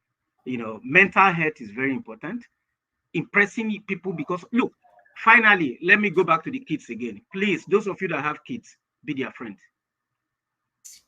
Be their friend. Let them share everything with you. My kids tell me everything, doesn't matter what it is. One day, my daughter told me, if you see the guy safe, one year boy like this, I will slap. Yeah, they will tell you everything, if you let them win your trust. But you have to start right from the beginning. The person you are, they look at you. You are the best Bible that they will read. You yourself, you are the best Bible that they will read. Before they read any other one. So what are you doing? What are you showing to them? It's not the one that you say, but the ones that you do. If you are committing crimes at home, you are beating the system, you are lying, and the rest, they are copying it. They are going to use it. So you are not going to be able to tell them something different. So what you put into them is what you are going to get out of them. People said it was not possible. I told them it was possible, and I've done it for 18 years. And frankly speaking, I'm very proud of it. And my daughter said to me, Dad, please go and be mentoring people. Do you know that her kids, her friends, when they have issues, they call me. They are planning, at 15, they were planning a holiday to Spain. And then everybody, they started buying tickets, blah, blah, blah, blah, blah. And then I came back home, and then I was told. So they said, okay, what's your opinion? I said, no. Then I give them, I do a checklist. I write it, what they should go and check. Please write the answers and bring it to me. 15. And then she went to do it. She took it down with her mom. They sat down, they evaluated it, they brought it back. So I said to them, on the strength of this, are you sure you are this person's child who will go for this kind of place? When I finished, my daughter said, no, Dad. I said, so how did you then choose that you wanted to go for this kind of holiday?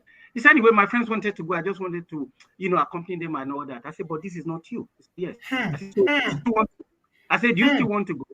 She said, no, I'm not going. So she called them and told them, those who had bought their tickets, they started to cancel their ticket. I said, why? Tell them to go.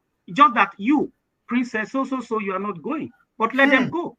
But you know that nobody went. So I said to my wife, I said, so how come because I said no, all the parents have suddenly said no? You guys didn't analyze this thing before you came to tell me about it. No, because parents, our normal way of operating is to shout and yell and without, like you said, you see, that's one thing too, Auntie B, that people must learn. These children, they are YZ generation, I mean Gen Z, how do you guys call them? Generation. You can't take it away from them.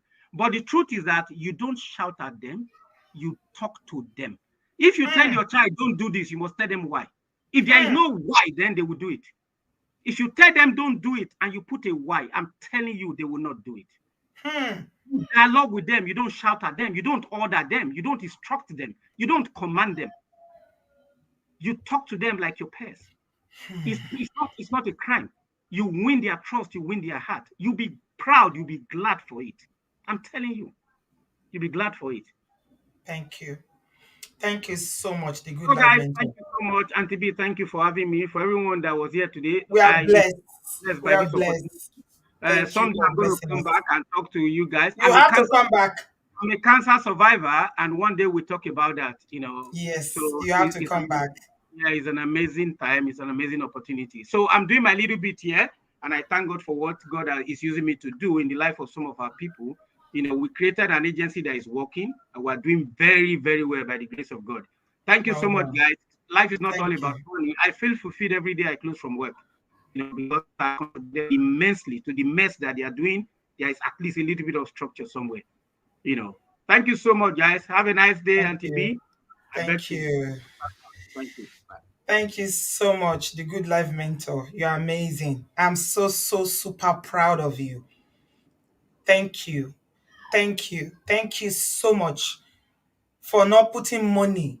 It's not about money. If you wanted money, you can get all the money you want in Germany. But you said that it's about the value you are bringing to those people in Nigeria.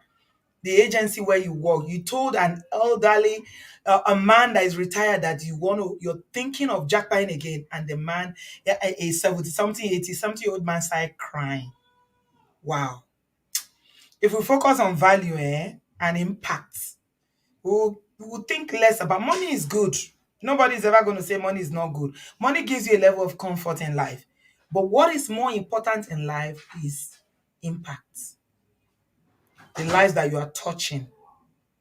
What are you going to be remembered for? Nobody remembers Abiola because he was a millionaire. When I was growing up, that is one of the billionaires that we knew. It's about the impact. We remember him today. Oh, June 12th, he contested election. Abacha put him in jail and he died. Wow. I'm super proud of you. Thank you so much for joining the show. I really appreciate you. Brother Ernest, I don't know if you still have time. If you wanted to go, I will completely understand because I know you are working. But if you are still available, we'll be very happy to have you. But if you wanted to go, I'm maybe okay. you, I'm are still you here. okay? Yeah. Okay, sir. All right. Thank you very much. Brother Patrick, let me come to you then. I'll come to Plum Rain and there's Favor as well in the studio. Welcome, Brother Patrick. Auntie B, how I are feel you doing? I joined I late. feel very emotional now because the issues that have been raised about Nigeria really touches me in my core. Yeah, like I said, I joined late. I came in at about 3 o'clock. After 3, that was when Bio was talking. Yeah, I just felt I should join to celebrate my brother Ernest. We are so proud of you. Yeah, God will continue to lift you up. Amen. Like Bishop Dausa said. He said a lizard in Nigeria can never be a crocodile in America. Hmm. Yes, so we are so much proud of you for everything you are doing. Yes, for breaking that record. Yes, you are showing us we are in diaspora that, we are up to the task. And, I want to use this opportunity to encourage everyone that's still struggling. You will get there. I've met a lot of people that are even in diaspora. They're always thinking maybe it's something from Nigeria that is after them. That's nothing. I've always been telling you, as long as you cross the sea, you enter the plane and you get here, nothing can stop you. The only thing that can stop you is only you. You. Yes, we all like, Auntie B, don't be angry. I've always been referring to the way we went Brother to. Patrick, your internet is not very good today. I don't know what's happening. Maybe where you are, it's Thank you, Papa breaking. Patrick. Thank you. Hmm. Thank you for your kind words. I appreciate. Yes, It's can you hear? breaking, sir. Is it good now? Okay, go ahead, sir. Yes, I've always been saying it that, most people that come from Nigeria, let me say 80% do have a college degree before they come in here. Yes, Yeah, yes. that you are going to make it. Yes. Just be patient, follow the right channel. Like, we did it, like Bio said and everybody said, that, they value integrity here. And there's dignity in labor. Yes. Just hold on to it. Whatever you are doing, if you have not made it, don't give up. Yes. Your own case might not be that fast, might not be faster, but you will get there. Yes, that was why I said, I just said what the Hausa said. I said a lizard in Nigeria can never become a crocodile in America. Yes. Keep working hard. And like Good Life said, don't focus on material. Look at where I know of a couple that came here, they have PhD in biology. They came over and started all over. They have a PhD as in nursing now, doing amazingly. Started all over. I'm not going to talk about myself. I'm going to run about, I had a friend back in Nigeria. He's late now. Auntie B. This is the only policeman in my life that I knew that never collect a dime. This man was for 8 years, was denied promotion. This man will carry me, Brother Patrick. He was a superintendent of police. He would say, I don't have money. We'll go to his house in the morning and eat a bar. Auntie B, this man got to the position of Inspector General of Police. Yes, let me tell you, somebody gave him a land. He gave the land to the church. in Nigeria. You can Google his name. I'm going to say his name. His name is Pius Imwe. Google his name. Anybody can Google his name. That man, I respected him. You know why I respected him? When I got married, the police band came to play. This man gave me a letter to the Assistant Commissioner of Police. The Commissioner of Police was his junior, and this man was the Superintendent of Police. He said, Oga. You can imagine Assistant Commissioner of Police calling Superintendent of Oga. So this man rose to the position of Inspector General of Police. He's late now. So if you are faithful, you will get there. Yes, you will get there. I don't want to talk about Nigeria. I don't want my high blood pressure to be. Yes, I don't want to talk about Nigeria. It's messed up already. You know, we've said a lot. I'm just appealing to those of us that are here. You will make it, irrespective of what you are doing. If you are focused, go to school, renew your skill. Yes. If you take time, you will be there. You don't have to grab anybody. Yes. You will fly in flying colors. The opportunities are there. The opportunities are there. Yes. They are here. The opportunities are here. Thank God for Brother Enel for raising the bar for us. We really appreciate you. Yes. Thank you, sir. Well with you and God life as well. I took time to listen to God life as well, to what you were saying. Yes. These are wonderful men. Yes. We are celebrating you. We appreciate you, Auntie B. You are our opera for now. We appreciate that as well. Thank you, sir. You know, I've always been praying for you. Don't worry, you have a channel. Everybody will be there. Amen. Thank you, Don't worry about people that are coming for you. It's one of those things. Yes. Yes, and they know you are a woman of substance. That's why they are coming for you. Amen. You have to the dance, they will fail. Amen. Thank you very much, Auntie B. God bless you. Thank you, sir. Thank you very much, Brother Patrick. I appreciate you, bro. Thank you so much, Pastor Patrick, brother. We call him Brother Patrick here because he's such a very humble person. He's actually a pastor. Thank you. Thank you, Liz, for the super chat. Oh my God. You guys are amazing. What a session. What a session. After listening to the Good Life Mentor, Brian S. Oh my God. Wow. Give us a thumbs up if you are enjoying and you're getting value from this show. Because we are talking about value, not just making noise. I won't come pariwo ni, ariwo ọjà ni, but àwa báyìí, we care about the real issues, the real cocoa. Plum Rain, welcome. You've been waiting for a while. Thank you so much for your patience. Dr. Plum Rain, I might say, don't think I don't remember that you're a doctor. I remember. Auntie B for beautiful. Can you hear me? Yes, my darling. Welcome. B for benevolence. B for bootylicious. Auntie B, I hope to be like you when I grow up. Plum Rain, I'm not a doctor. You are a doctor. The kind of 000 you are earning is what I can only dream of. Don't start. Auntie B, forget that thing. There's a grace that money cannot buy. There's a grace that money cannot buy. Thank you, my darling. So, but the farm, I hello now. We greet everybody. Really, really wonderful family here. Everybody's so helpful. Everybody's so encouraging. And I will try to be brief, but I'm usually not a brief person, but I will try. Ahead. You have the floor. Go ahead. I give you the time.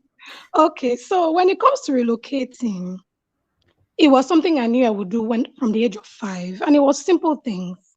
I grew up in a shell estate. We had light all the time, water, basically lived like we were abroad. But my dad always ring the bell for us that, this is not the reality of the average Nigeria.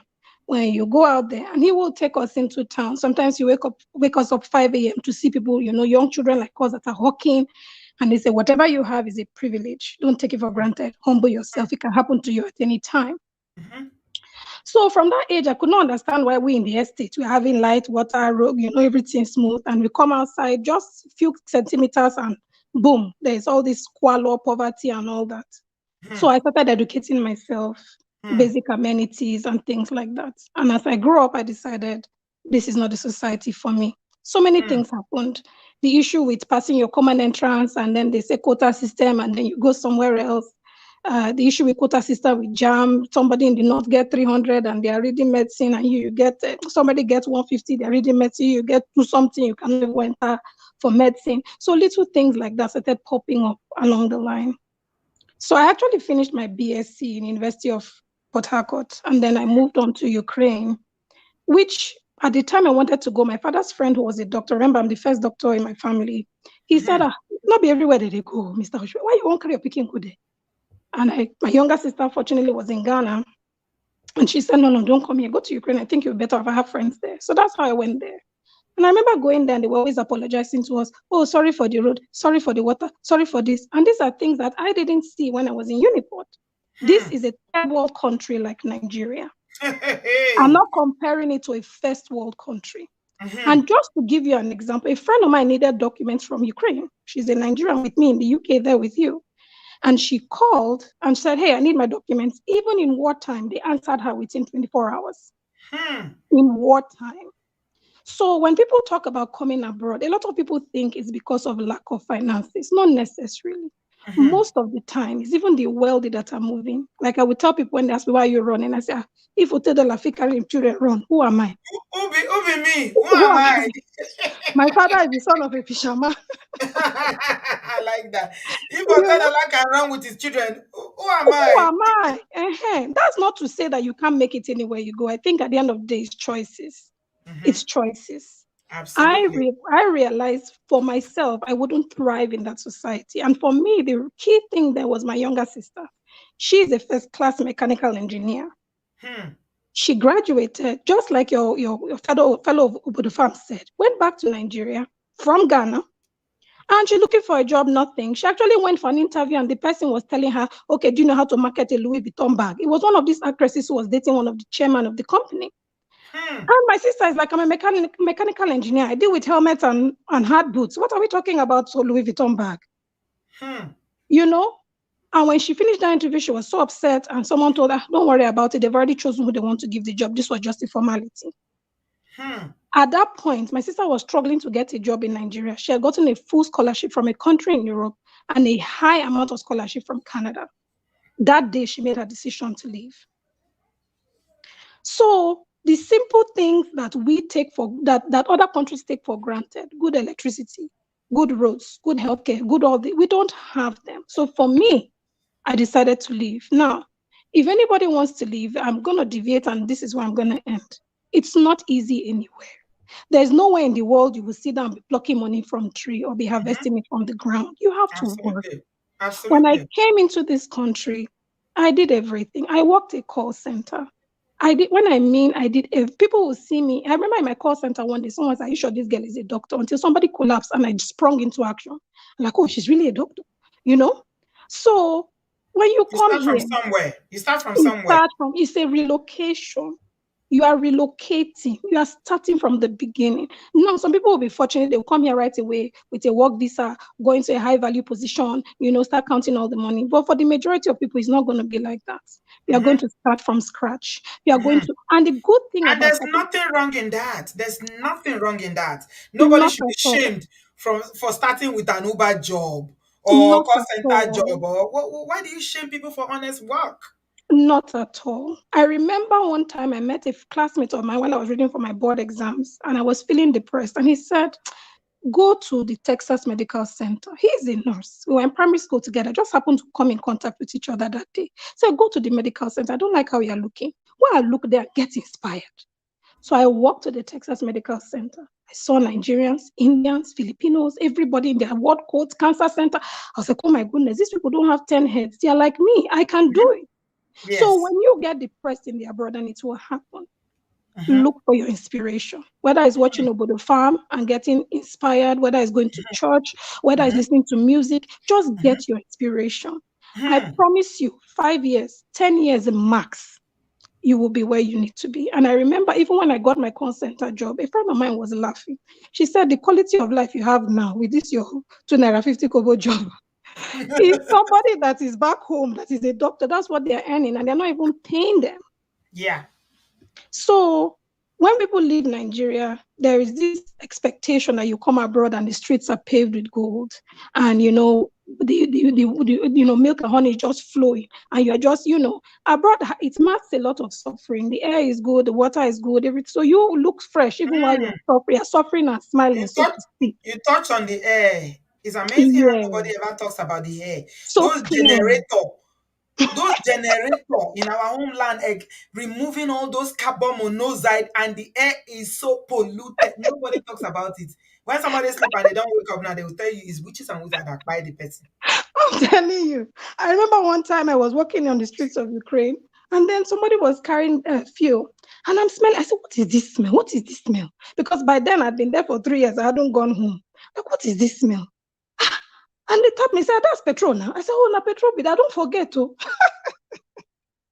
Because I had not smelt it for so long, because everything is just, well orchestrated, well unified.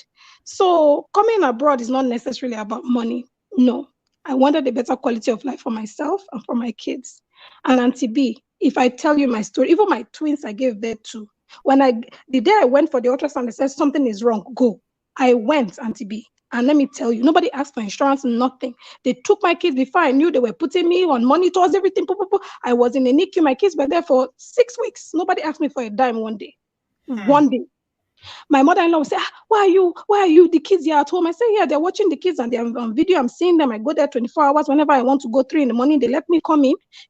Simple things. And I remember having survivor's guilt and crying because my husband had told me about a lady where he worked. There was no incubator, Auntie B. They were boiling water inside Ragoli's bottle, if you remember Ragoli's, putting it around this baby, and this lady just had a baby, and she's constantly there with the stove and everything, putting hot water. And I'm looking, and I say, oh my goodness, if I feel like this, how are those mothers? How do they feel? And I was crying, and I was having survivor's guilt. I was feeling so bad. I said, no, you should be grateful you had this opportunity. My husband kept trying to console me. So it's simple things that tomorrow they will come and draw me for the money, but they will save my life and the life of my children first. So I don't know how to say it's better or worse than this. If abroad is not working, not everywhere works for everybody. It's okay. You move back to Nigeria. If it doesn't work, you move back again. If America doesn't work, you go to UK doesn't work, you go to Australia. You move until you find what satisfies you. After all, if Jesus could be taken to Egypt by his parents when Herod was misbehaving, who am I? If Jesus fear, why not go fear? Florence, I like the way you use these names. First of all, you talk if I thought the Lord can send the children abroad, who am I? Now you're talking about Jesus being taken to Egypt. If Jesus can be taken to Egypt, who am I? Who am I? And he came I back love you. eventually, but he left. So please Yeah, don't let anybody shame you for your choices. it's If a you're in human Nigeria, you thing. cannot leave. You stay and make the most of what you have. You come abroad, you make the most of what you have. Just be content, be helpful, be kind, do all the things that make you a good human. And God will reward you. Not be quarrel, not be fight. Not be Thank you. fight. No, not be fights. Thank you, Auntie B. Thank you, Thank Obodo you. Farm. You all Thank have a you. wonderful week ahead. Thank you, Dr. Plumrain. I love you. I appreciate you. God bless you, my sister. Thank you so much. And congratulations for surviving that ordeal. I know what it means to have babies and, you don't know what's going to happen, whether they will survive. That is the worst nightmare for any mother who's, carried pregnancy for 9 months. It's real. It's real. It's traumatic. But thank God for grace. Raise man, you were on 1 minute and you're gone now. I'm about to close. If you have something to say, can you check your network? I think it's just dropped off. I saw your face a little bit and then you dropped off. So if you check it, I can add you. But for now, I cannot add you. So Brother Ernest, in summary, let's tidy it up. There's so much gems that have been dropped. Too much gems have been shared on this live video. Migration is natural. Jesus migrated Yeah. even as an infant. So there will be migration, there will be cross migration. People will always move for one reason or the other. People want better. There are different reasons. Yes. But, in summary, what do you have to bless us with your knowledge, Brother Ernest? Thank you, Auntie B. In summary, what I would say, I would just take a word from our sister doctor who spoke a few minutes ago. Like I said, the issue is not with people living. The issue is why are Why? people, why are people Why? living? Why? Why? So my take would be that we should be able to address the root cause of why people are leaving, so that those who left will have the opportunity to return back when they choose to. That's the only way we can have an egalitarian society. Because our last brother spoke the good life. He's gone in, came back, and he wants to live again. That is where we have to look at and address. Because like I also said, I also saw families who came in while I was living, and today they've all returned back to the US. So we must be able to attract a system where when people leave, they are able to return back and able to come and contribute to the society. Contribute. Yeah. Because where they left to, they've learned new skills, they've learned new ways of doing things.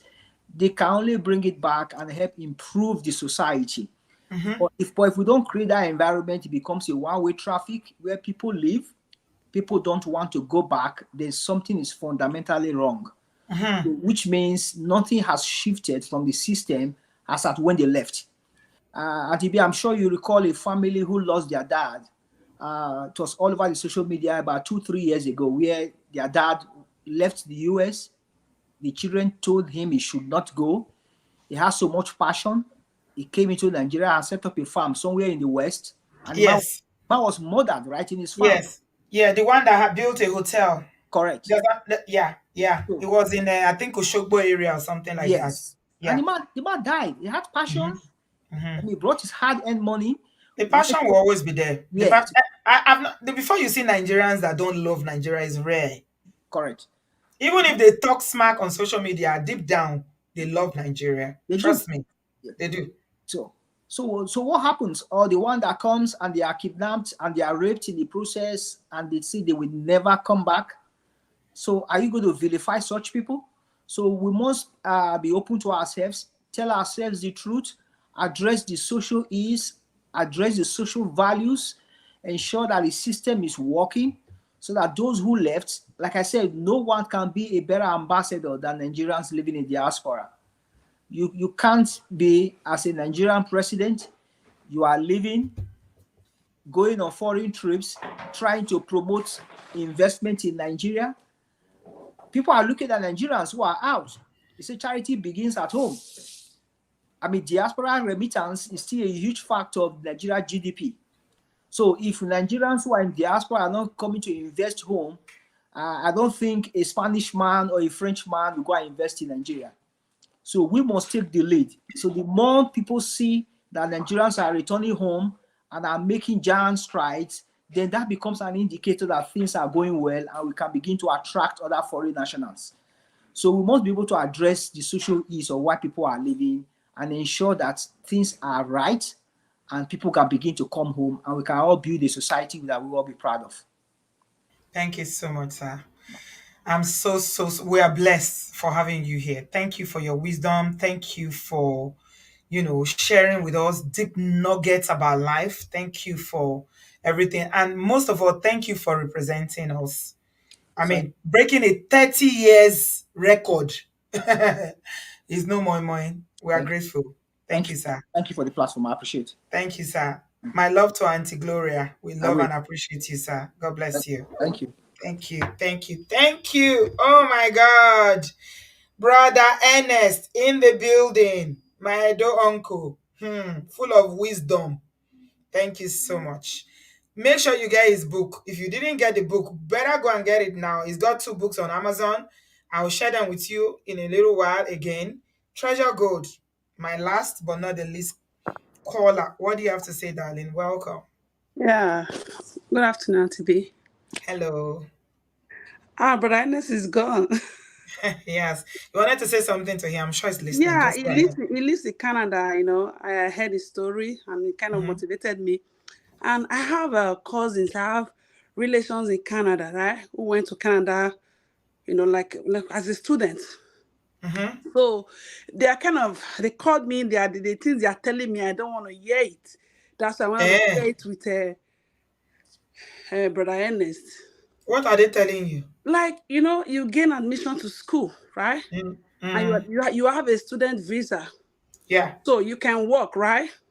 So, and when you get a job, and after you finish school and you get a job, they say they're going to give you papers. You know, I don't know. That's what they said. So, Auntie B, I don't know if you know anything about that. Where are you joining us from, Treasure Gold? From United States. No, unfortunately, I don't know about going to Canada with study visa and what happens with that. And it's not the topic for discussion. I don't know. Why is it that do you think that they are not telling you the truth? And that's why I wanted to ask Brother Ernest, and he's already gone now. He wouldn't know. I don't think he would know. Brian has only went to Canada 3 years ago. And it's not all jobs that give papers. We have Canada people in the studio. And some of them are saying not all jobs give papers and it's not automatic. So I think it depends on where you are in the school that you're going to. So I don't think it's one size fits all. Okay, I think he's in. They are in the healthcare. You know, they say when you finish the stuff, they'll get a job or something like that. Are they asking you to send money to them? No, they're also asking me to send money to them, and at the same time, they are telling me like, oh, they got a 65 years old woman they want to get married, so I can give them papers, something like that. These are young children in their 20s. Okay. Did you just join the show, the Treasure Gold? Yeah, I've been listening to you, though I was in class, so I just came home now. When I was driving home, I was listening to you. I was listening to Brother Ernest and all that. Okay, it's not a question and answer session. Yeah. Unfortunately, we are talking about very, very serious issues about, our country, Nigeria, brain drain. So your question is valid, but it's not what we are discussing today. So maybe you might want to discuss it another time, but I'm not in a position to give you an answer Yeah, because I I'm don't just know. trying to talk to people in Canada. Let me see what they can talk to me. I don't really know what's going on there, but I wanted to talk to people in Canada. Okay, all right, I understand, but this is not the forum for it. Oh, okay. Okay. All right, thanks a lot. Okay. Okay. Thank you. Bye. All right, bye. Okay. Thank you so much, everyone. For a minute there, I got really emotional because when my brother started talking, Brianes was talking, and our brother from who Jackpad and went back and came back, started talking. I was like, oh, Nigeria. The love of Nigeria is real. It can never ever change. It can't. We're not struggling about loving Nigeria. It's about how do we make it better? How can we make it better, safe? So, in summary, thank you to everybody that subscribed. Thank you to everybody that's given this video a thumbs up, a like. We've been sharing issues about Japa. We're talking about brain drain. Why so much brain drain? Please give us a thumbs up if you haven't done that already. I know there's a lot of distraction. I try not to look at the comment section because there was so much distraction. People keep talking about this person that is dragging us, dragging BO. And I didn't want to be drawn into that because we got people of timber caliber. We got real men, successful men, no, not people begging. So why should I be drawn into that? Uzo, how are you, love? I didn't want to be drawn into that. Thank you, everybody. Give us a thumbs up. Yeah. Now, I'm going to recap what has been discussed. So we are talking about the real issues why Japa. So we acknowledge that Japa has always been a thing. Man of prestige. Ola, I thought you were busy. Oh. You chose now to come in when I told you I'm ending, ba. And to be urgent. Oh, urgent. Kilo shele. We have to finish it properly. Okay. Bami because it still matches the topic. Okay. Okay. We're talking about Japa. We're talking about the love for Nigeria, Abi. Yeah. All right. So, and it has a lot. I won't do too much since I want you to go and rest too. But shout out to Bio for showing up like a man of caliber. I hear they've been dragging him. No, they finished well. So you will need to catch up with it. You will need to catch up. They finished well. Shout out to Timothy and This all is the people. content. This is content for this person. Yes. The likes. Have you seen the figures? I was checking the figures when he does his live. Normally, the number of views that he gets doesn't match what he's getting now because Exactly. there's controversy, sort of. Yeah, You I'm know. out on site, so Yeah. that's why I can't really make too much noise. But you can hear me clearly, Abby. I'm hearing you. Okay, yeah. So it ended well, But the moral of the story is this, right? This topic is much more than YouTube live or anything. It has to do. It started with marriage, right? It started with generalizations. It started with people who tend to talk from a point of view of their pain. They can't see anything else, right? It started with all of that. Then it led into now dragging the obodooyinbo out of pure something we detected as jealousy, right? And then he ended up with this show today, right? With this show with these two fine gentlemen who just came to share the many reasons why there's too many variables. Yeah, like you always say, 100 variables, 200 variables. You can't just look straight one way and say it is because of this, that. You're stupid. Okay, no, let me be nice. It's coming off as being ignorant when you do that. And for us, all of us human beings, we tend to look at things from our own lens, our own experience, especially when it's pain and negative. And you need to pay attention to that as an individual. Okay. Yeah. But also on the flip side of it, if we can just calm down, right? The truth is undefeated. You don't have to help the truth. Okay. The amount of super chats that gentleman just raised from the obodo. Okay. He was about to finish. Let me tell you the story. He was about to finish, right? And he was apologizing, to be fair to him. To the obodo. I heard that some obodo fans were there. They were raising the banner of Wawulens there. They were representing. Really? All of them have been telling me, Temiti is the cheerleader of this group. Temiti, Honey Bay, D. Them there plenty. Odubia, shout out to you. I saw you too. Really? Yeah. They were, and the funny thing is they were doing back and forth because they couldn't really abandon you. It was hard for them to abandon. So they will go there and come there. You know what the Bible says? The wicked person runs. When no one pursues them, you'll just be running. I saw the title was like, I brought people. I'm here for you today. I'm like, we don't have time for you, dude. We're busy. We got money. Yeah. Do you know how much the exchange rate is today, Ola? How can I be doing all this? I saw that. The exchange rate today is £1 to 1,016 naira. I have money to make. I don't have time for all this. Yeah. But we are here. We are talking about it. So a few of them were doing fornication, but it's okay. I heard that APC Bishop was there too. Oh, APC.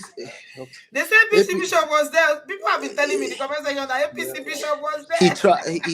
He tried his best. I know I can't shame me. I've always pitied him.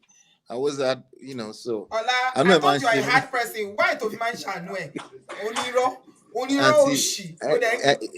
He came here and lied to us, both face. It's not even us. It's the wife that called him out. When I say a pity person, it's not that type of pity. It's the type of pity where it's like, oh my show. When person is just yelling out for help. So they are still watching us. That's to tell you they are watching. APC Bishop is still watching. Of course, he's watching right now. All the koala bears, all the APC bishops, and all the manitas. Those are the women Mongo parks. They exist too. We've been blocking some of them. Yes. Yeah. So all the manitas too. I call them manita because I know I have some sister called Anita. So let's call them manitas. So yeah, so it ended well because again, even on our side too, as we correct people too, there's much we can learn. There's also much we can learn from other people's method is different. Everybody's method is different. They say Bishop collect at the end that they abandoned him at the end. Even that the priest was telling him like, okay, Otito, well. It was the funniest thing ever. It was those that are with us are more than those that are against us. Yeah, it's the funniest thing ever. It's okay. Bishop collect water. He was defending him. He went to gang up against us. And and then he collected woto in the Yeah, process. he's okay, small. Okay, just relax. You know, Bio, if you are listening, we don't even need to do anything. Just let me go free this matter. No need. Because APC Bishop went to collect. You know, the truth, you shall do nothing against the truth, but for the truth. Oh It's my God. undefeated. You don't have to help it. But I also like when things play out organically, right? The way it just played Yeah. out. So that's why with when BO was going in, I just laughed because I know everything will good, especially when he has my support. He has your support. Everything will be fine. Yeah. Bottom Yeah. line. And I just want to come up and say, you know what? It is well. We won, though. But all of us and those in Nigeria too won too, because if we can rub minds together and understand that the diaspora is not your enemy, don't let jealousy kill you. Diaspora is not your enemy. We need to rub minds together. We need to, and also if you're African American, stop making enemy for yourself for no reason. Okay, we're all black people around the world. We're the same. We need to. You can't win unless you come together. For as long as you continue to create this division between yourself, we just go to collect for no reason. Absolutely. Yeah. Absolutely. Thank you, man of prestige. All right, Auntie B. I I saw. appreciate you, Ola. Thank Yeah. you. But Oshe Goni. Thank you. Okay.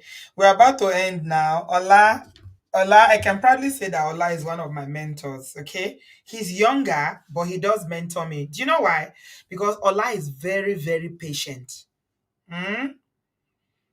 He's very, very patient. And his level of understanding and emotional balance is just out of this world. I know I talk about him a lot. I'm sure some people will be jealous now the way I talk about Ola, but I have learned a lot from him.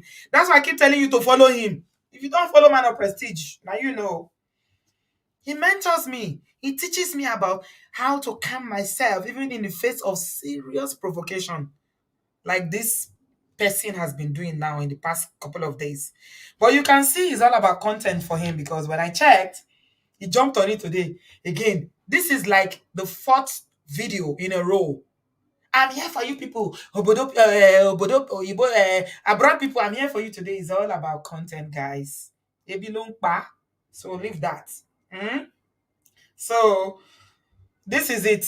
Look at the numbers. Numbers don't lie. Abby, how many? Can you see how many views? This is him. This is with Obodo Farm there that we're giving him water. He has 405 people watching. And with Obodo Farm that we're going and coming on our live stream, where we have men of timber and caliber, we have an average of 988 people watching. So what are we talking about? We are not about money, give us money. No, we're about impact, value. So it's okay. Brabio, they say he apologize, so let's just, it's not important. Let's focus. There's a bigger picture here. We all love our country. We are looking at the bigger picture. So let's focus on the bigger picture. Give us a thumbs up. I'm rounding now, rounding exactly 2.5 hours. I've got 2 minutes to summarize. So please give me a thumbs up. Subscribe if you haven't done so. Yeah, this track, unfortunately, again, as Man of Prestige taught us, people are drawn to drama. That's how the human mind works. They don't like it when there's value on things that are productive. They like drama. So if they say Obodo Yibo and that the freeze are dragging each other, you will see the studio will be full, 1,500 people, because they want to hear what I want to say about Daddy Freeze. But you know what? I've grown. I've matured. I've evolved. And I'm not on that level anymore. So yeah, those days are gone. We have bigger fishes to fry, guys. This is not a contest between Obodo Yibo people and Nigeria people. We are one. Our uncles, our parents, our brothers, our siblings are there. We are Nigerians first before abroad people. So what are we talking about? So a recap of what was discussed today. If you are talking about brain drain, why people are relocating en masse, why they are trooping abroad from Nigeria, don't look at the people, look at the issues. Why? Keep asking yourself, why? Why? Very important, because it's in the why, that's where the solution is. That's where the answer is. So I have about 10 points that were raised by, our brothers in the studio today. Quality of life, number one, the good life mentioned. Opportunities for the average person. who is not from a background of the so-called first-class citizen. I like the example that the Good Life gave us. Emefiele was first class 3 months ago, but now, where is he? Is he still first class? So there are too many variables, as Ola will always say. Opportunities for the average person to excel. There is fear. These are why. These are the whys. Fear. Bomo. Fear. Ole. Adingujale. Fear. Opportunities for your children, yourself, to excel, to grow. Number 4. Number 5, social system not existing. The social system. Number 6, justice system.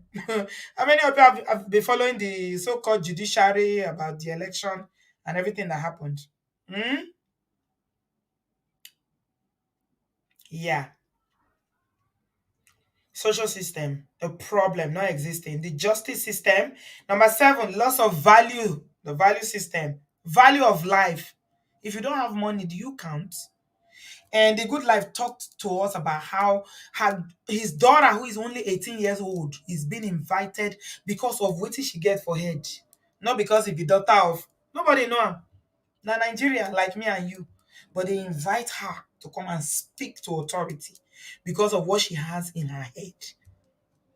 A society where there is a level playing environment, everybody who can strive can get it. Haba. Money cannot buy some things, though. Money cannot buy some things. Value for life. Number 8, the cost of maintaining this so-called lifestyle. I live in Lekki. Lekki collect woto here today. Because incidentally, the 2 brothers I brought here, the Good Life mentor and brother Ernest, they both lived in Lekki. Brother Ernest talked about living in Lekki and being a chairman of his estate. The cost of maintaining this lifestyle, not be more and more, is draining. And the Good Life talked about the children, the school, the environment, and everything. There are so many variables why people are running. And it's not only people who are poor. Yeah, some people want better opportunities. That's okay. So there's a huge cost of maintaining this lifestyle where you'll be doing live stream. 1 minute, the light will go off. You say, just wait till they'll bring back the light. And then number 9 is the oppressive system. I always take note too. When I'm hearing wisdom and rights. Oppressive. Nigeria is a country where some people unfortunately feel that until they will squeeze the neck of the average person who doesn't have, they are not satisfied. That's why everybody is so eager to be rich. In this part of the world, you don't see that desperation to be rich. British people, a lot of them, they don't even bother to go to college. They don't go to university because they know that they can still have a decent average life because nobody is oppressing them. But you see that oppressive system there where everybody is oppressing everybody. I pass my neighbor. Is why people are so desperate to make money. And somebody said to me one time, the reason why a lot of people are so desperate to be rich or to make it or to blow in the lingua franca of the average Nigerian is not because they want to do anything meaningful or impact life or society. It's because they want to oppress. I pass my neighbor. Oppressive systems, oppressive society, chaos. And lastly, number 10 is where people want a system that works. You don't want to come out of your estate. You don't want to come out of Lekki or Banana Island and you cannot turn right. You have to turn left. Turn left, turn left. You know how Google Sat Nav, sometimes when you take the wrong turn, it keep telling you turn left, turn left. Until you turn left, they will not let you, Google will not let you rest. Google Map will say turn left, turn left. No, I want to be able to turn left, right, go anywhere I want to go. We love Nigeria and we are still hopeful that one day it will be a society where we can go back to. I don't hide my love for Nigeria and my desire to retire to Nigeria. I want to be able to contribute to Nigeria. And my own area of contribution is domestic violence. You already know that. The desire of my heart is to go to Nigeria and create a system whereby we can train people that you don't need to put your hands on another person, whether a man, woman, or child, for you to feel powerful. How do we help people who are broken or people in pain? How do we help people to see that there's value in healthy relationships? So we're not giving up yet. But for now, we are trying to live. We're trying to breathe. So allow us to breathe. Allow us to survive. Yeah, allow us. Just allow us. It is well. Hmm. Thank you so much, everybody. Give us a thumbs up. Issa said, God bless you, Auntie B. Not everybody came here for money. Some of us came here for peace of mind. I believe you, my brother. I believe you. Thank you. Uzo, you want the plug for my hair? You want it? You have to message me on WhatsApp to get it. Message me on WhatsApp. I'll send you one. Thank you so much, everybody. Thank you, Man of Prestige. Thank you, the Good Life Mentor.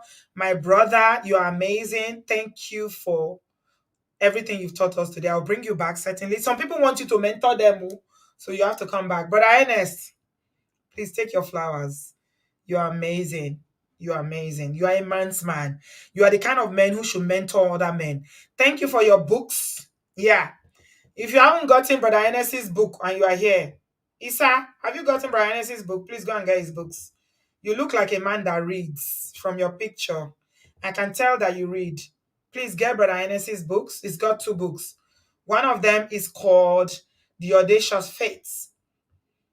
And this book will bless you. It will really, you will learn a lot. Get it. It's on Amazon Prime. I keep saying Prime because I have Prime. What is Prime? It's on Amazon.com or .co.uk. Yeah? Please get The Audacious Fate. It's only, how much is it? It's not expensive, $9.99 or something like that. And it's only 100 pages. So it's not the kind of book you sit and read and read and read if you're not the person that likes to read. It's £9. So that's about maybe $9.95, something like that. Yeah. And the second book, before I leave, I need to promote Brother Ernest. Brother Ernest is so great. It's amazing, man. Is the potent force of sponsorship. Okay? It's also about 100 pages and it's only about $10 or so. Get yours today. Issa, please get yours. Order yours. Yeah? You look like a man that read. We are people who read on this platform. We read, oh. We read because there's knowledge in reading. We are not, no, we read. But the fun people are Timber and Caliber, so we read. So the link is in the comment section. That's the Audacious Fate here. I've shared it with you guys. Yeah. And I'm also going to share the potent force of sponsorship. If you are too lazy to Google it, or if you don't have time, just click on the link and it will take you straight to where the book is. Knowledge is power. Get knowledge. If you are a Christian in the building, you know what the Bible says. Get wisdom, and in all that getting, get understanding. Yes, books help us. They help us to develop our brain, our mind, our thinking patterns. Why some people will never learn and they will never evolve is because they refuse to read. I saw somebody on the last channel, a very, very pained person whose marriage failed. I'm not going to mention their name, so it won't seem as if I'm shading them. And they were like, I don't read. I don't need to read. I just learn. No, you don't. I'm like, bro, please read. There are mysteries. There are life lessons that are hidden in books. Read. Please. Read. No wonder you are running around saying that this, I'm a perfect man. I did this, but she woke up and she left me. Read. Another was saying, have you read my book? And she said, no, I haven't read it. Go and read Ola's books. Man of Person has a lot of books. Go and read it. And you'll see his own experience where he talked about how he almost lost his marriage. But because you're not reading, you don't know that. You think he just comes online and he's just chatting, talking. No, he's talking from experience. He's talking from experience. Thank you so much, everybody. Chidima, please, this one will never finish and you talk of another one. It is well. Give us a thumbs up, like and subscribe. I am back on Thursday, okay? On Thursday, I'm back and we are going to be talking about Mary Edoche. Yes, we are going to talk about Mary Edoche. So apparently, she's finally filed for a divorce. Yes. Yul Edochie, finally, Mary has filed for divorce according to reports. So we are going to be talking about that. I'm so glad that Mary is back. I know what happened to her was so traumatic. It's so painful. It's something that it shouldn't happen to anybody. But I thank God for grace. I thank God for her life that she's back. We're going to unpick what is involved in this so-called divorce proceedings. I'm hearing something, that they say custody of children, the mansion in Naija, May is leading.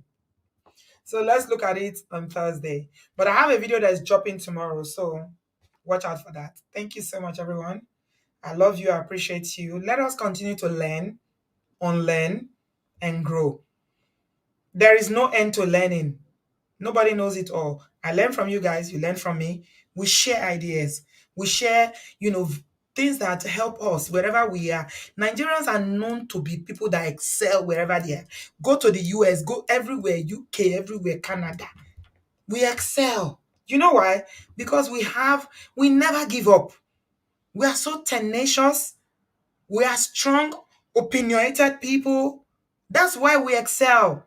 So this dragging of I pass my neighbor because I live in Lekki and you live abroad and you are broke is not necessary.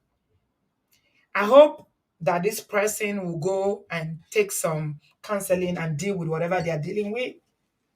Because at the end of the day, nobody like Nigeria pass. So whether you in Nigeria, you there abroad, we love our country and we want it to be better. We want to excel. But survival is a human need. And we'll go to where we feel like we can survive. Thank you, everybody. I will see you on Thursday night. But tomorrow, there's something for you on this channel. Bye, guys. If you don't like this video, you don't love me, like this video, share, send me a super chat. Thanks to all my members. Thank you. Thank you very much. I appreciate you. Bye, guys. Love you.